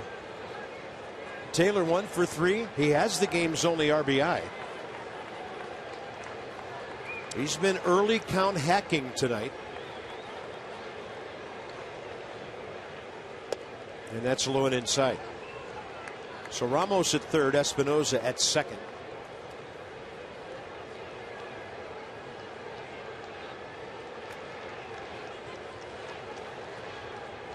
Well, Gio got out of a big jam in the fifth. The Nats would love to reward him right here. Taylor, deep short, way out there, Tejada, and he got him at first. I'm not sure Wilmer Flores makes that play, but they have Tejada in there tonight. Gave Wilmer Flores a day off. He's been struggling on defense. Ruben Tejada going deep in the hole, and a nice pick by Lucas Duda to complete the play. Jonathan Neese is pumped.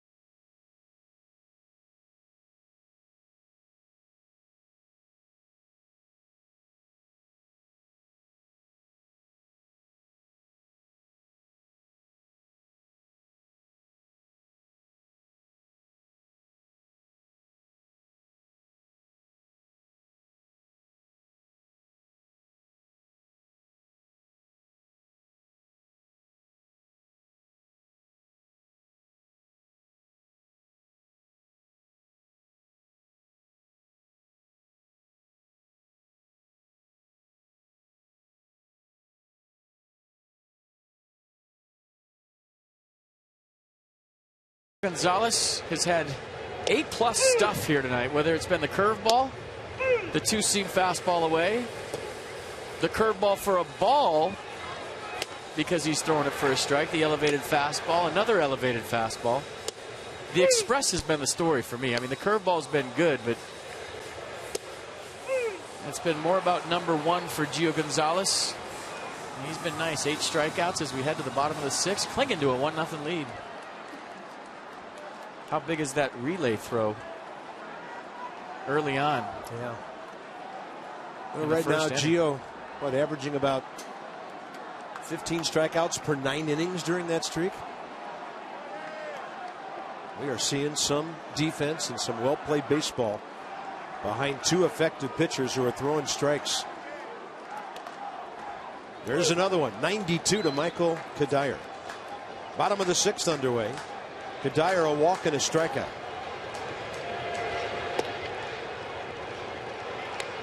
That way, Andy went from bases loaded, nobody out, to Gio's back on the mound in about a blink of an eye.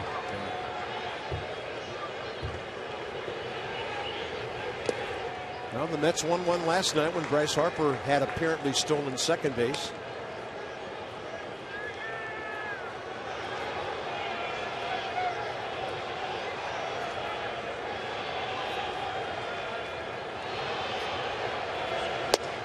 Pitch away, 3-1.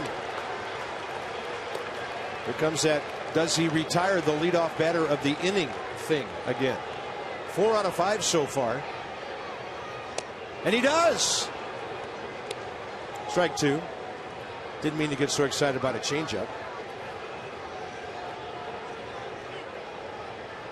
Gets it back full.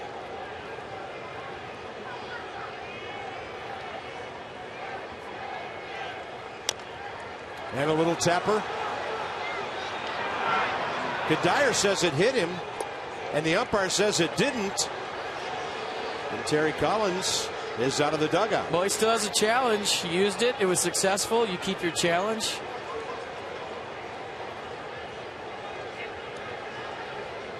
And they're arguing that hit Kadire in the batter's box. It was a foul ball. 1 out, it appears. I don't think it hit him. Unless he's arguing that it fouled off his foot or something. Oh. Look at the scuff on the ball or the dirt on the ball. It's a fair ball. Good call.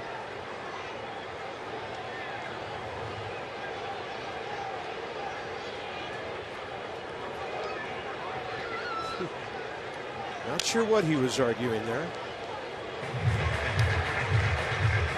Mets box. 2 hits in the first. Juan Lagares has a single, first inning, 5th inning. Nobody else more than 1. Murphy dropped a broken bat hit into right center last time. And the count's 1-1.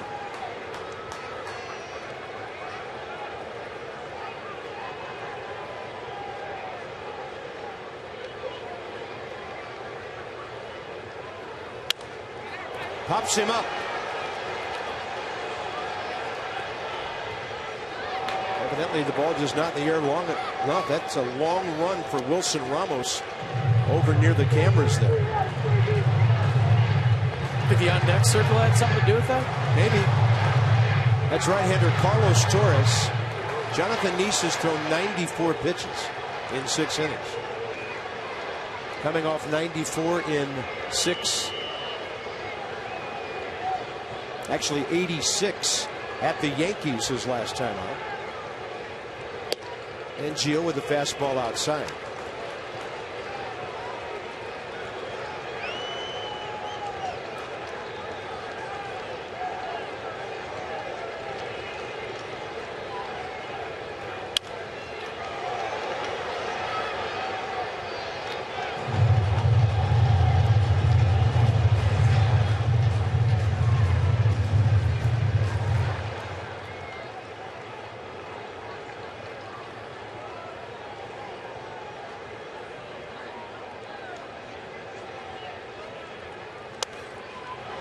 Murphy doing all he can to stay with that curveball. Wonder how this guy could be hitting down around 220 right now.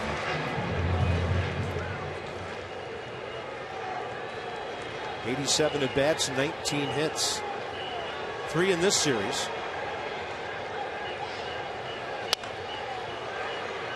He's in swing mode right now, and what does that mean as a hitter? Sometimes with 2 strikes you start swinging, you can't stop.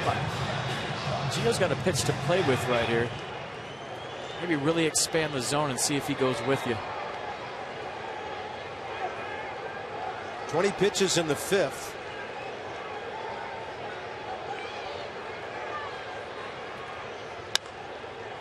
Murphy can drive you crazy, spoiling strike 2 pitches. Felipe Alou used to whistle from the dugout. He'd say, he's in swing mode, he's in swing mode. And what he was saying is, don't throw him a strike.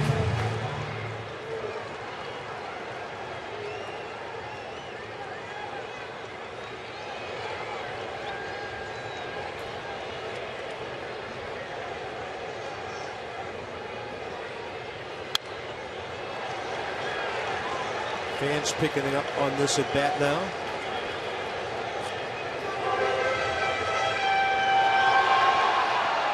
(1-9-0 Washington, 0-5-0 New York. The Nats have stranded 9 base runners tonight. They've lost 1 on a challenge. Just bounce a curveball and see what happens.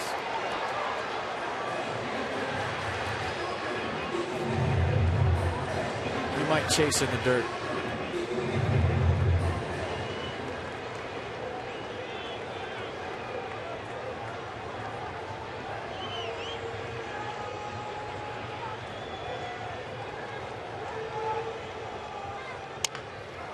Big hook.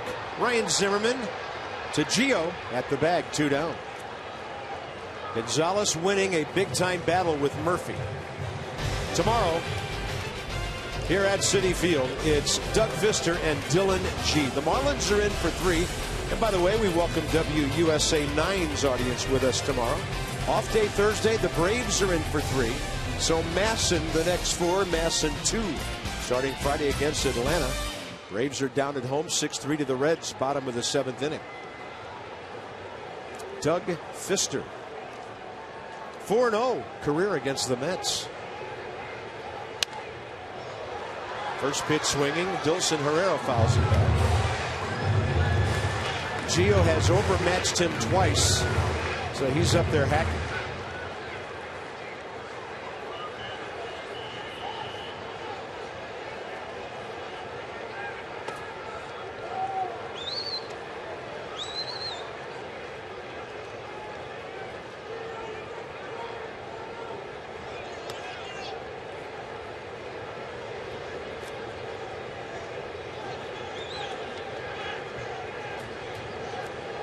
Herrera's been late on the fastball all night.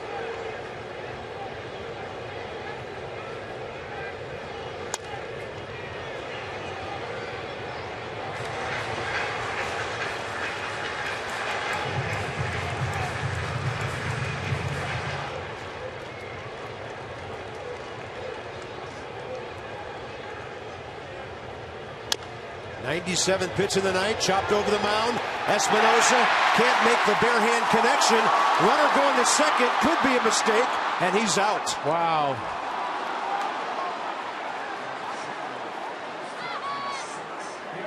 An aggressive play by Dilson Herrera. I don't know if it was the smartest play in the world. Ian Desmond on it. Danny Espinosa doing a nice job of getting to second base and not standing around for the 3rd out.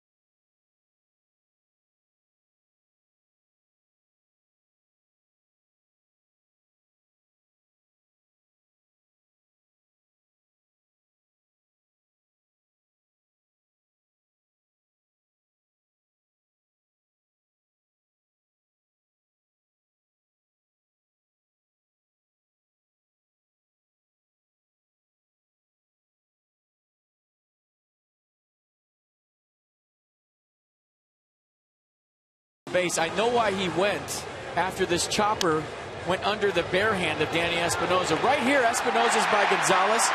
Desmond's going for the ball. When he looks, there's nobody at second. But Danny Espinosa heads up, gets back to the bag, and Ian Desmond, watch him bust it behind Espinosa, kind of backing up his second baseman. But right there's nobody there. That's when he makes his decision to go. So you understand why he went. Hindsight 2020, shouldn't have gone, but a nice play by the Nats defense getting to second base. Other thing I saw at the end of that play was the nice relaxed toss by Desmond. He knew they had time, and he didn't send some pill over there that Danny would have a hard time handling. Boy, well played by the middle infielders. Escobar 0 for 3.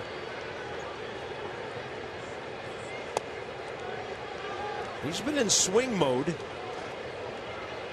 And he's 0 for his last 7 in the series after going 3 for his first 5.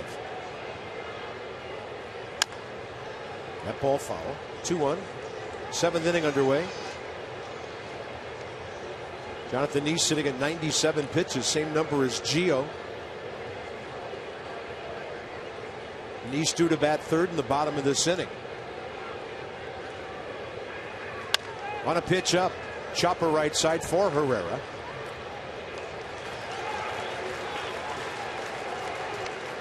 Worth and Harper the next two.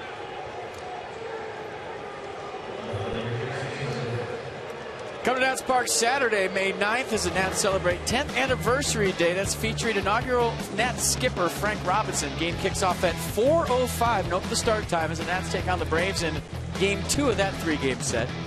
Visit Nationals.com to purchase your tickets today.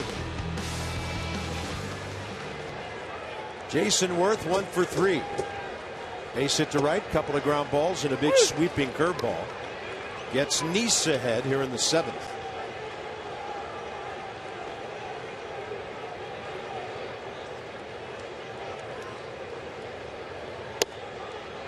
Fastball up in the zone is strike.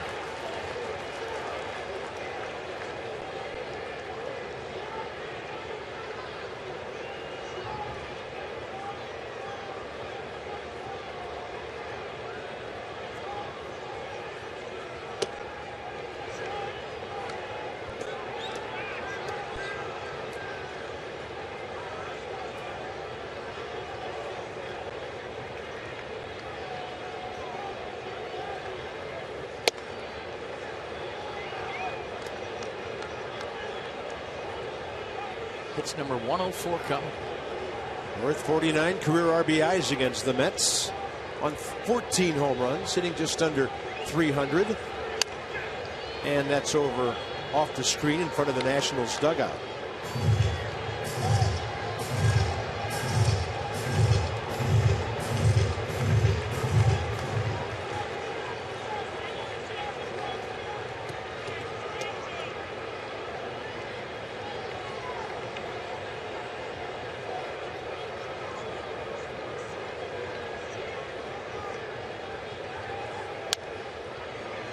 Hanging with the changeup there.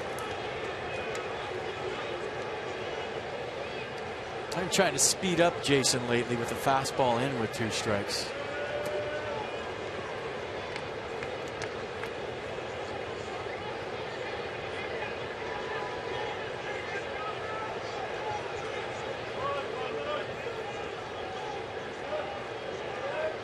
Four shakes.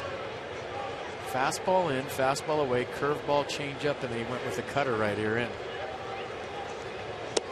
Worth on 78, a hook. Jonathan Nice, 5th K of the night. And he'll face Bryce Harper, who he got, well, sort of looking last time up. Attention Nats fans, Masson wants to upgrade your fan cave. Show us how you're backing the Nats while the team is on the road by tagging your tweets using hashtag NatsCouchCam. Automatically entered to win autographed memorabilia. Follow at Masson Nationals on Twitter for more information. Mets fans did not like that promo at all. I've never heard an analyst booed. Well, they say Alex Rodriguez really hurt it at Fenway last night. Next thing he did was put a ball over the Green Monster to win a game for the Yankees. 660.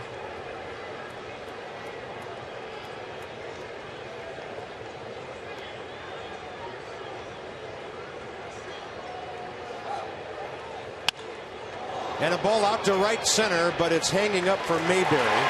The Nationals go in order in the top of the 7th inning. Still a 1-0 game as we arrive at the Hyundai 7th inning stretch. Some hot New York pizza coming out of the oven.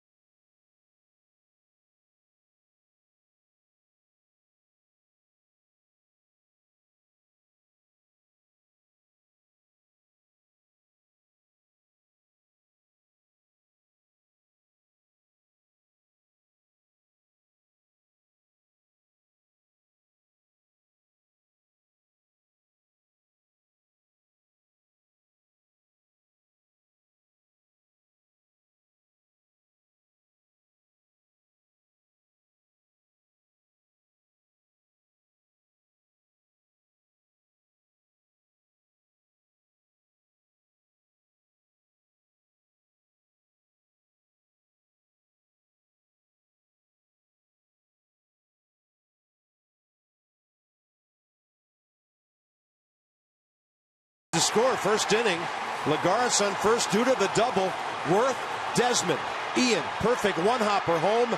Ramos the tag on Juan Lagares. And that kept the Mets off the board. They have not been able to score, despite picking up 4 more hits over the night. And Gio, here he is, pitching in the bottom of the 7th. Desmond's thrown out a runner at the plate and one at second base on tag plays tonight. There's Ruben Tejada, 1 for 2 with a base hit. Pitch number 98 up and away.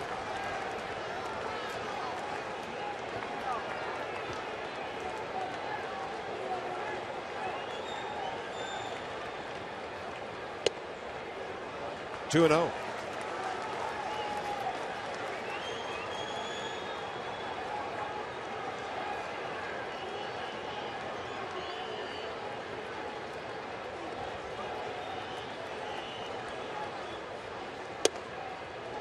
Got the borderline call right on the corner.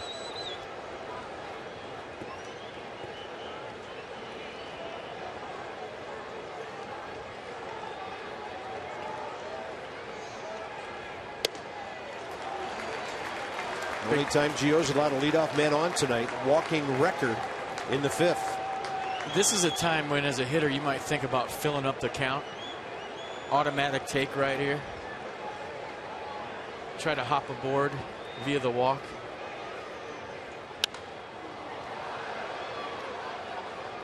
Catcher record, number 8 man next, then a pinch hitter for Nice, who's thrown 107 pitches. Double barrel for the Nats with Aaron Barrett, Matt Grace.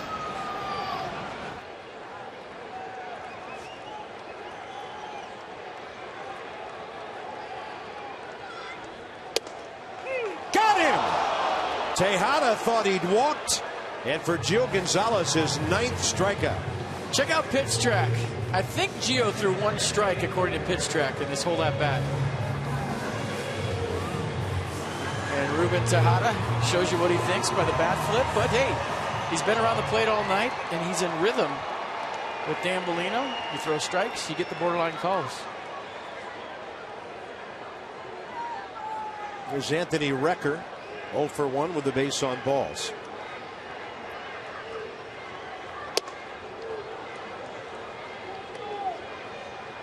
Having trouble getting to that heater tonight too. Yeah, not easy when you've had 11 official at bats and it's the first week of May.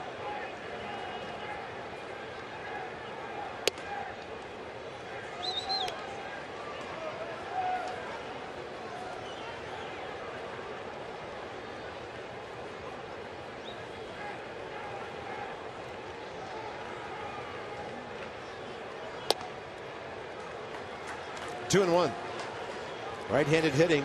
Eric Campbell, 2 for 10 career against Gio on deck.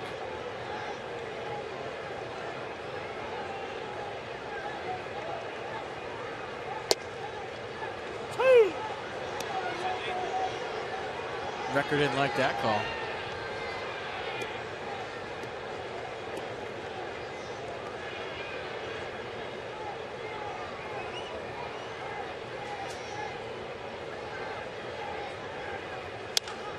And he'll lift a fly ball to left for Jason Worth. 2 down. And the lefty-righty matchup coming with Campbell.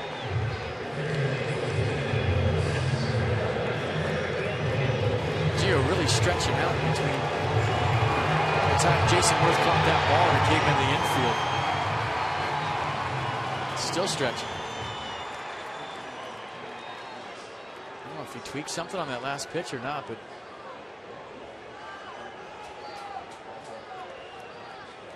Eric Campbell, 3 homers, 16 RBIs for the Mets last year, hitting .263. 2 career RBIs, as I mentioned, 2 career hits against Gio. And he fouls it off to the right side. He's batting .204 with a homer, 5 RBIs this year, and as a pinch hitter, first appearance.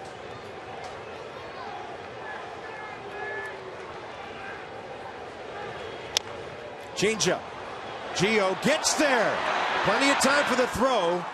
And through 7 innings now, Gio in his career at Citi Field in 9 starts, a 1.66 ERA. Started the night at 1.88 and giving us a little D right Well, here. I was telling you everything you need to know about the effort tonight. On pitch number 112, Gio Gonzalez lays out to make a great play and keep this a 1-0 game.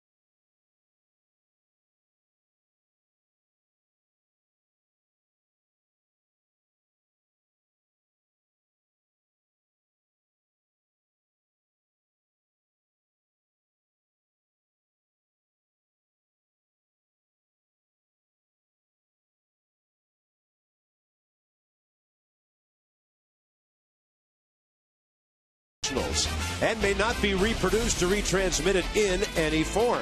And the accounts and descriptions of this game may not be disseminated without the express written consent of the Washington Nationals.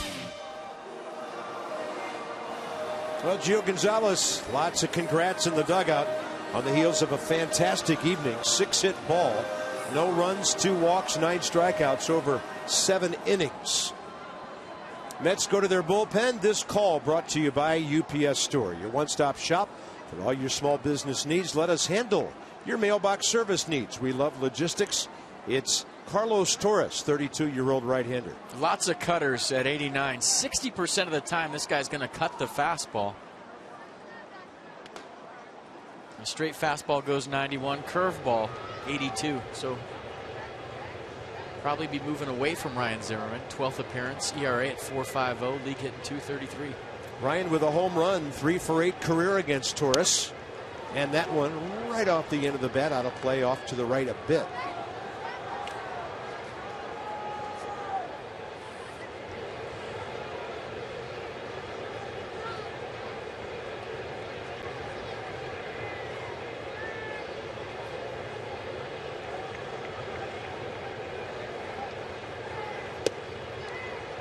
Backup pitch, hanging inside, 2-1. Zimmerman, Ramos, Desmond, top 8.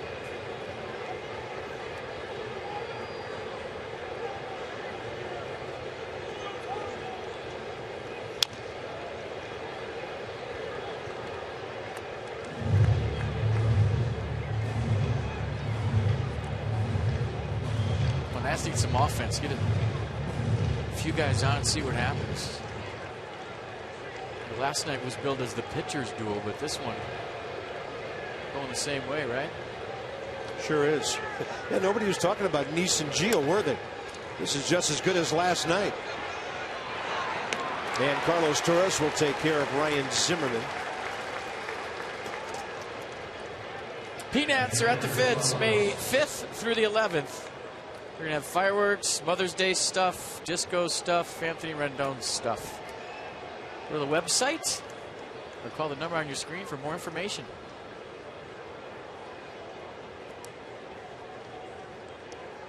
Wilson Ramos 2 for 3 tonight.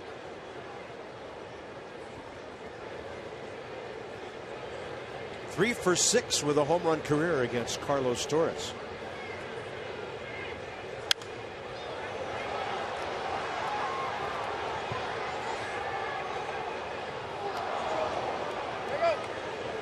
Wilson Ramos has 24 hits,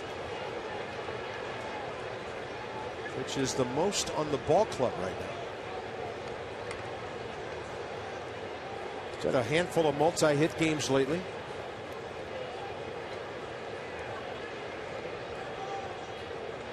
Seven ties him with Bryce Harper. And Ramos hits one hard and far the other way.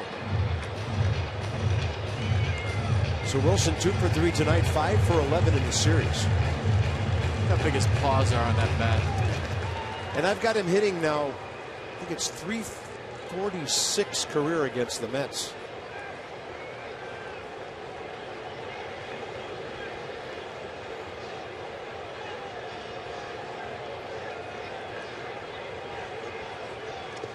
I couldn't get that breaking ball. Torres fooling him on that, and that's 2 down.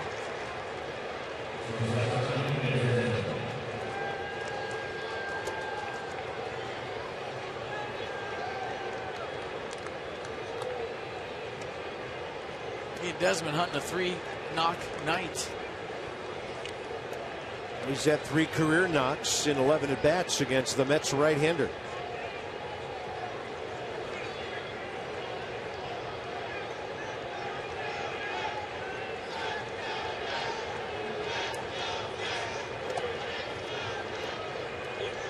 Get a couple of hits. Relax a little. Start seeing some pitches. Feel good about yourself. Aaron Barrett looks like he's got the 8th. Yeah, he and Met. Grace were throwing. Barrett sat down for a few minutes. Now back up and hot. Desmond, center cut fastball. Takes it to the gap. And that's run down by John Mayberry Jr.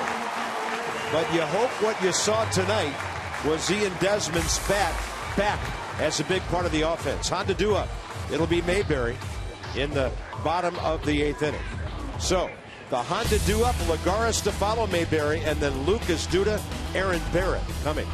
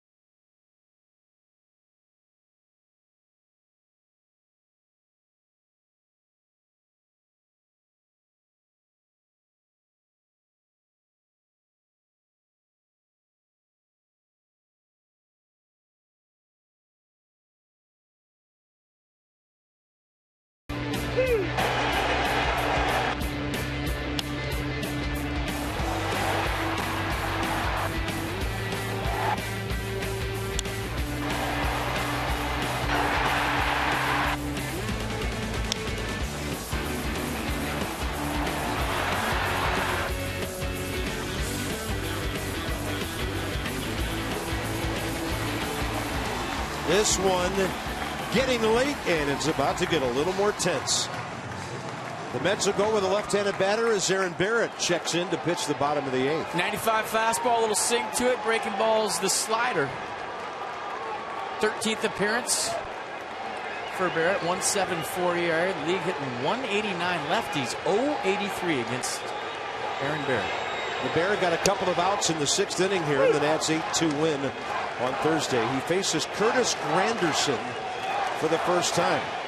Granderson as a pinch hitter this year. Well, this is his first time.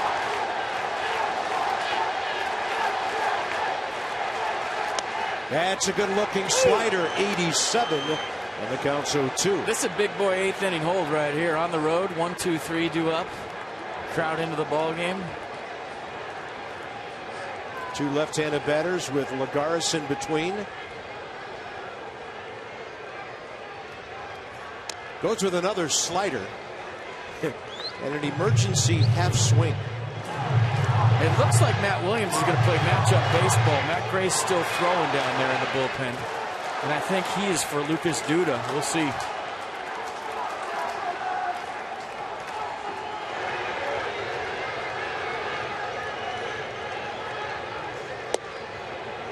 Tried to sneak one on that outer edge. Counts 1-2. I think it'd be great if one of these guys takes the bull by the horns and says, I'm the 8th inning guy, period. I think that's what everybody's waiting for. Good call.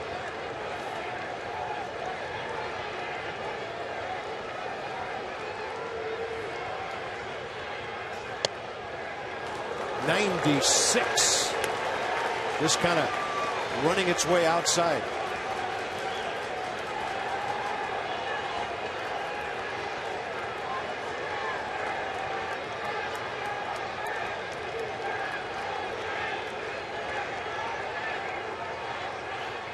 And the slider popped up left side. Ramos and Escobar. Wilson Ramos takes it in front of his own dugout. Covering some ground there, too. Normally, that's not a play you want Wilson Ramos to make, but because Granderson was up, Escobar was playing over, he had a long way to go for that ball, and you never really want your catcher making a play on the run that far, but that was really the only choice. Watch how far Wilson Ramos has to go for this. It's because Escobar was playing almost shortstop. He could have got there, but Ramos had the better angle. Nice play. That wasn't easy. Big first out. Juan Lagares 1 for 3 career against Aaron Barrett. And he has a couple of hits tonight. Both of those up the middle. First inning, 5th inning against Gio, who gave up only 6 hits in 7 innings of shutout work.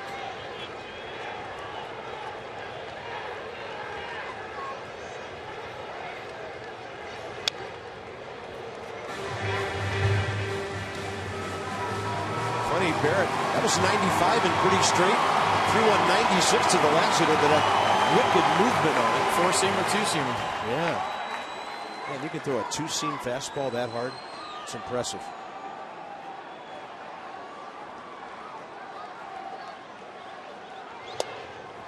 '96, there it is. All right, look at the run on this. So you see a straight one away. That's the 4-seamer. Here's the 2-seamer underneath his hands. Look at that late movement. 96.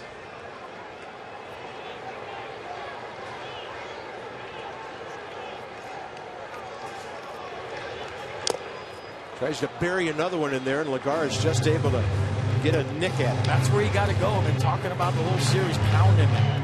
Keep it in there. Don't let him get extended.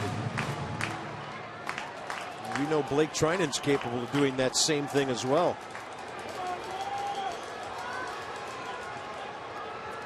One out, bases empty. 8th inning, 1-0 game. Slider. Wow, close. Pretty close. It definitely had plate. Was it low?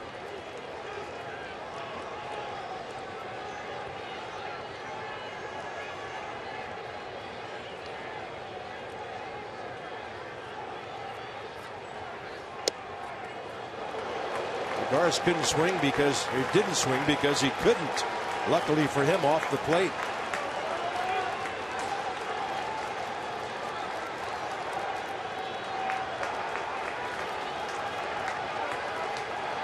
If you go 4-seamer in there, he's going to think it's going to run off the plate, and you might get him looking. Throws him a slider, and Lagares fishes and strikes out. We'll see how Matt Williams plays it now. He's coming to get Barrett to bring in the lefty, as you thought he would for Matt Grace for Duda. Well, went with the slider, and it was a nasty one. He was looking for the fastball in because he threw it the pitch before. Watch the front side leak early, and you can't get to it. Matt Williams going to play matchup baseball. What a job by Aaron Barrett. Fantastic. Well, a strong statement about the Bear and the 8th inning. Here comes Grace.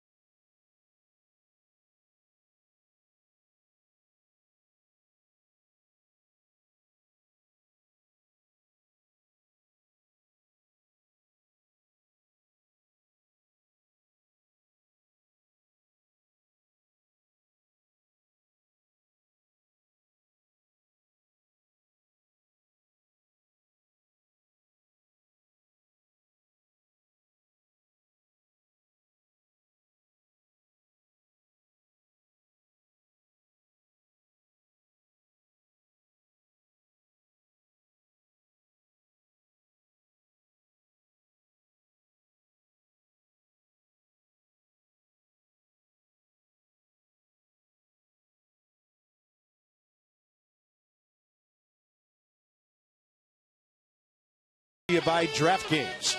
Play daily fantasy baseball for free on DraftKings.com. Enter promo code Dugout for free entry.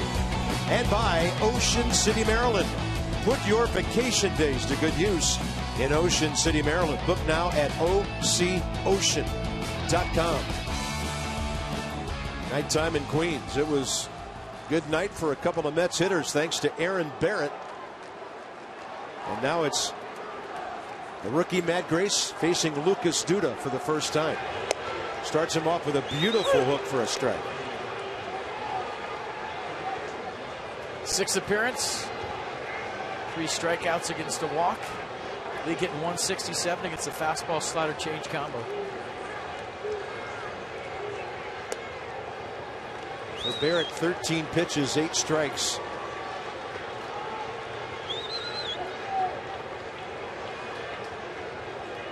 Duda double first inning. We showed you that on our turning point. And then 0 for 2 since then.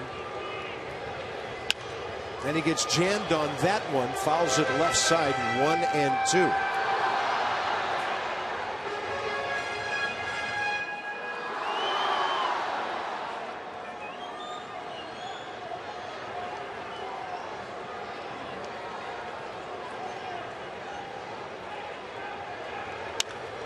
Right side, Danny Espinosa, right field, right on target, and a 1-2-3-8 by Barrett and Grace, setting things up for the top of the ninth.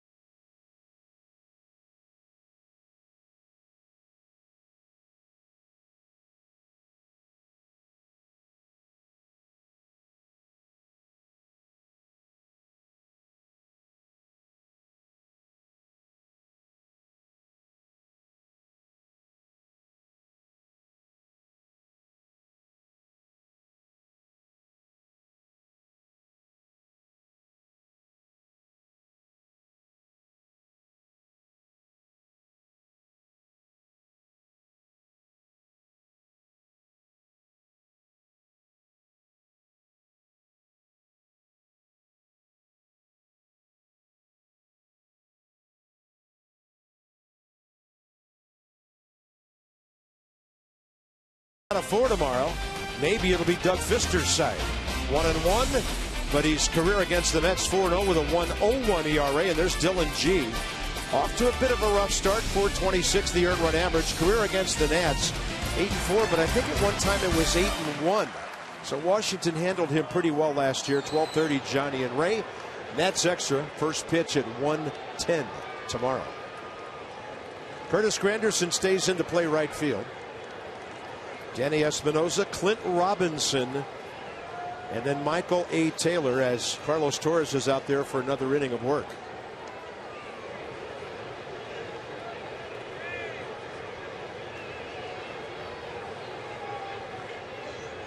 Espinosa 0 for 2 career with a walk against the Mets right-hander who set down Zimmerman, Ramos, and Desmond in order in the 8th.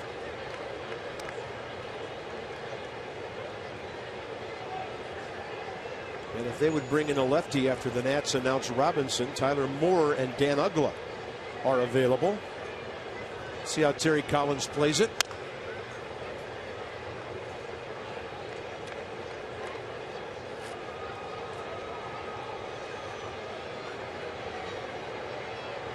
Danny 2 for 3 tonight and 9 for his last 18. Batting average at .278.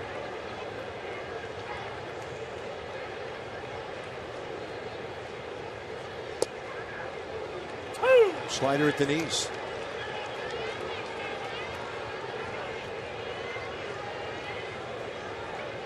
Guys will say things. Is it at the bottom of the zone? I think that's what Danny Espinosa just said. It's at the bottom. Pump says yes. You know what you have to cover now as a hitter as far as a low pitch. Espinosa got one down the middle. He hit it up the middle. And Ruben Tejada continues to play great shortstop for the Mets tonight. Wasn't for him, the Nats would have a 2-0 lead or more.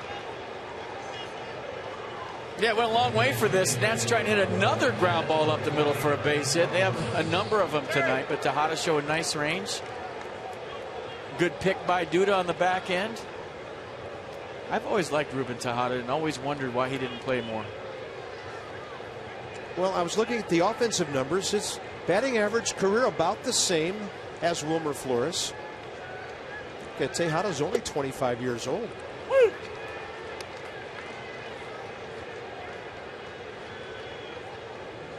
Yeah, 25, 5'11", 198. Clint Robinson now.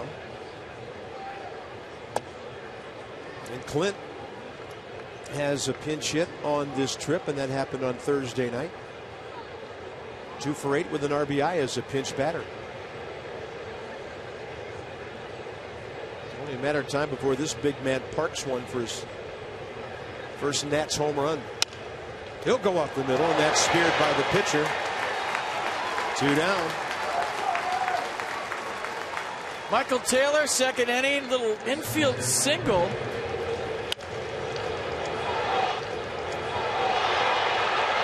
Murphy dove for it, trickled away. And that's the offense tonight for both squads right there.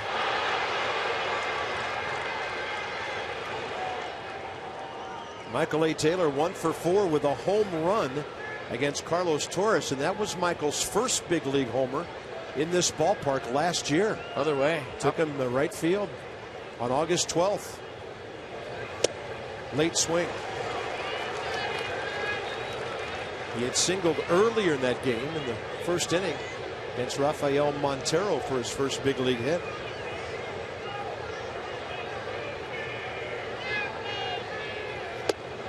Pitch up, 89, couldn't get it.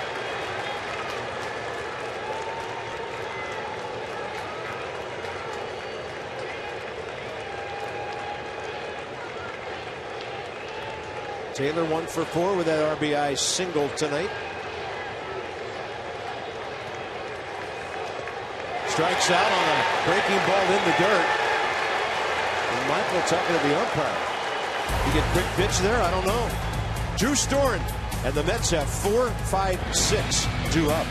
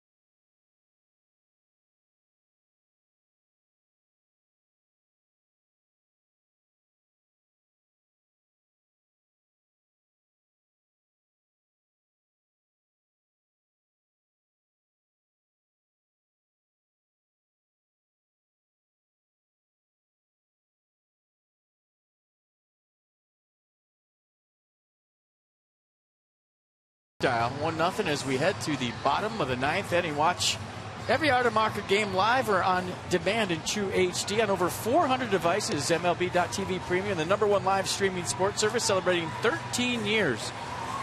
Blackout and other restrictions do apply. Visit MLB.TV for details. So classic 1-0 situation. Drew Storen, the closer, in there.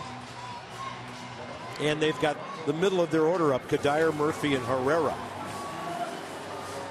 Well, a 1-run game, leadoff man, everything. It's bottom of 9 for a closer. 2-seam fastball, 95. 4-seam fastball, about the same. Slider, change of repertoire, league hitting 242. Righty's just 077 this year off Drew Storen. We've seen him in these situations. 1-run lead, a lot of first pitch off speed to prevent the ambush on the first pitch fastball. Let's see what he does here to a guy with pop. Michael Kadire 0 for 3 career against Drew Storen. Drew got some work here Thursday night. The Nats were way ahead after a 3-run 9th inning. He threw 9 pitches, 8 strikes. Beautiful on the killer slider for strike 1. Yeah, early in his career, he got hurt by first pitch fastballs and 1-run save opportunities. Learned his lesson. He doesn't throw a lot of them now.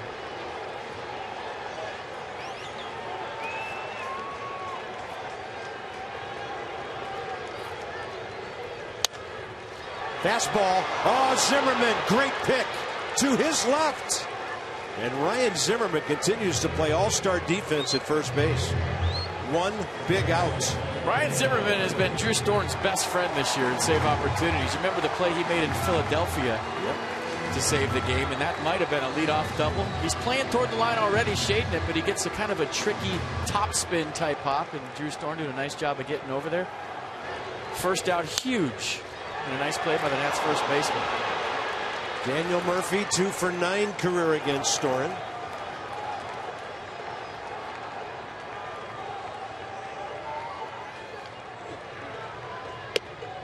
And he's got that slider 82 in.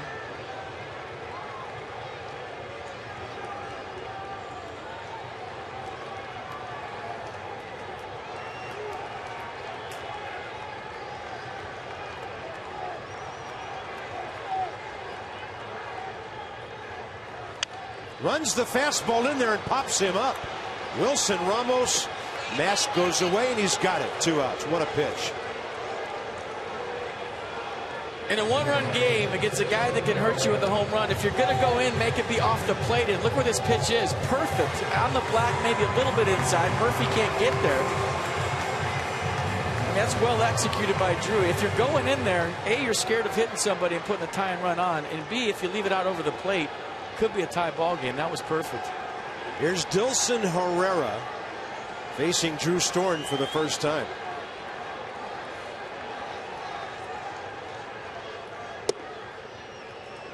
First pitch sliders to every hitter. First time in this series, and he continues to get ahead.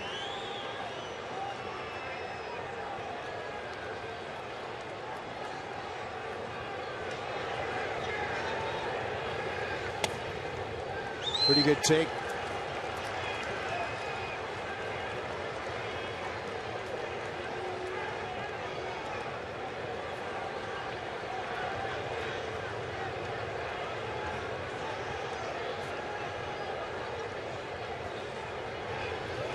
Fastball in there, 94, and it's a ball and 2 strikes.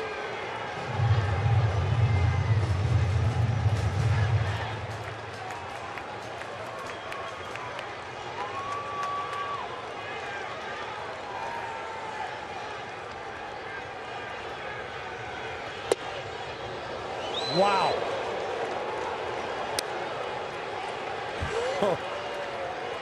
Drew wanted it. Dan Bellino has called that a strike at times tonight. Might have been low. Count goes 2-2. Little body English, all of you back in D.C., Virginia, and Maryland.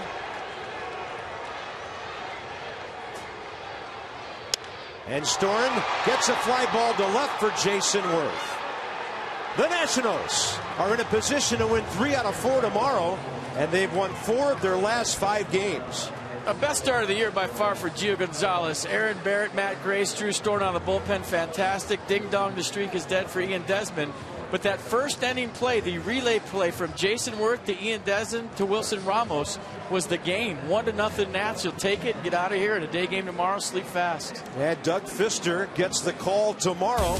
And we'll have it all for you right here on Masson. So for FP and Dan, Bob Carpenter, the Mets are shut out at home for the first time this season. A 1-0 gem. So the teams trade shutouts the last 2 nights. Lobatone saw it clearly. Tomorrow, we'll finish the series with Johnny and Ray getting things going. Nats Extra 12:30. This has been a presentation to Masson. The boys are straight ahead with Nats Extra from New York. See you later.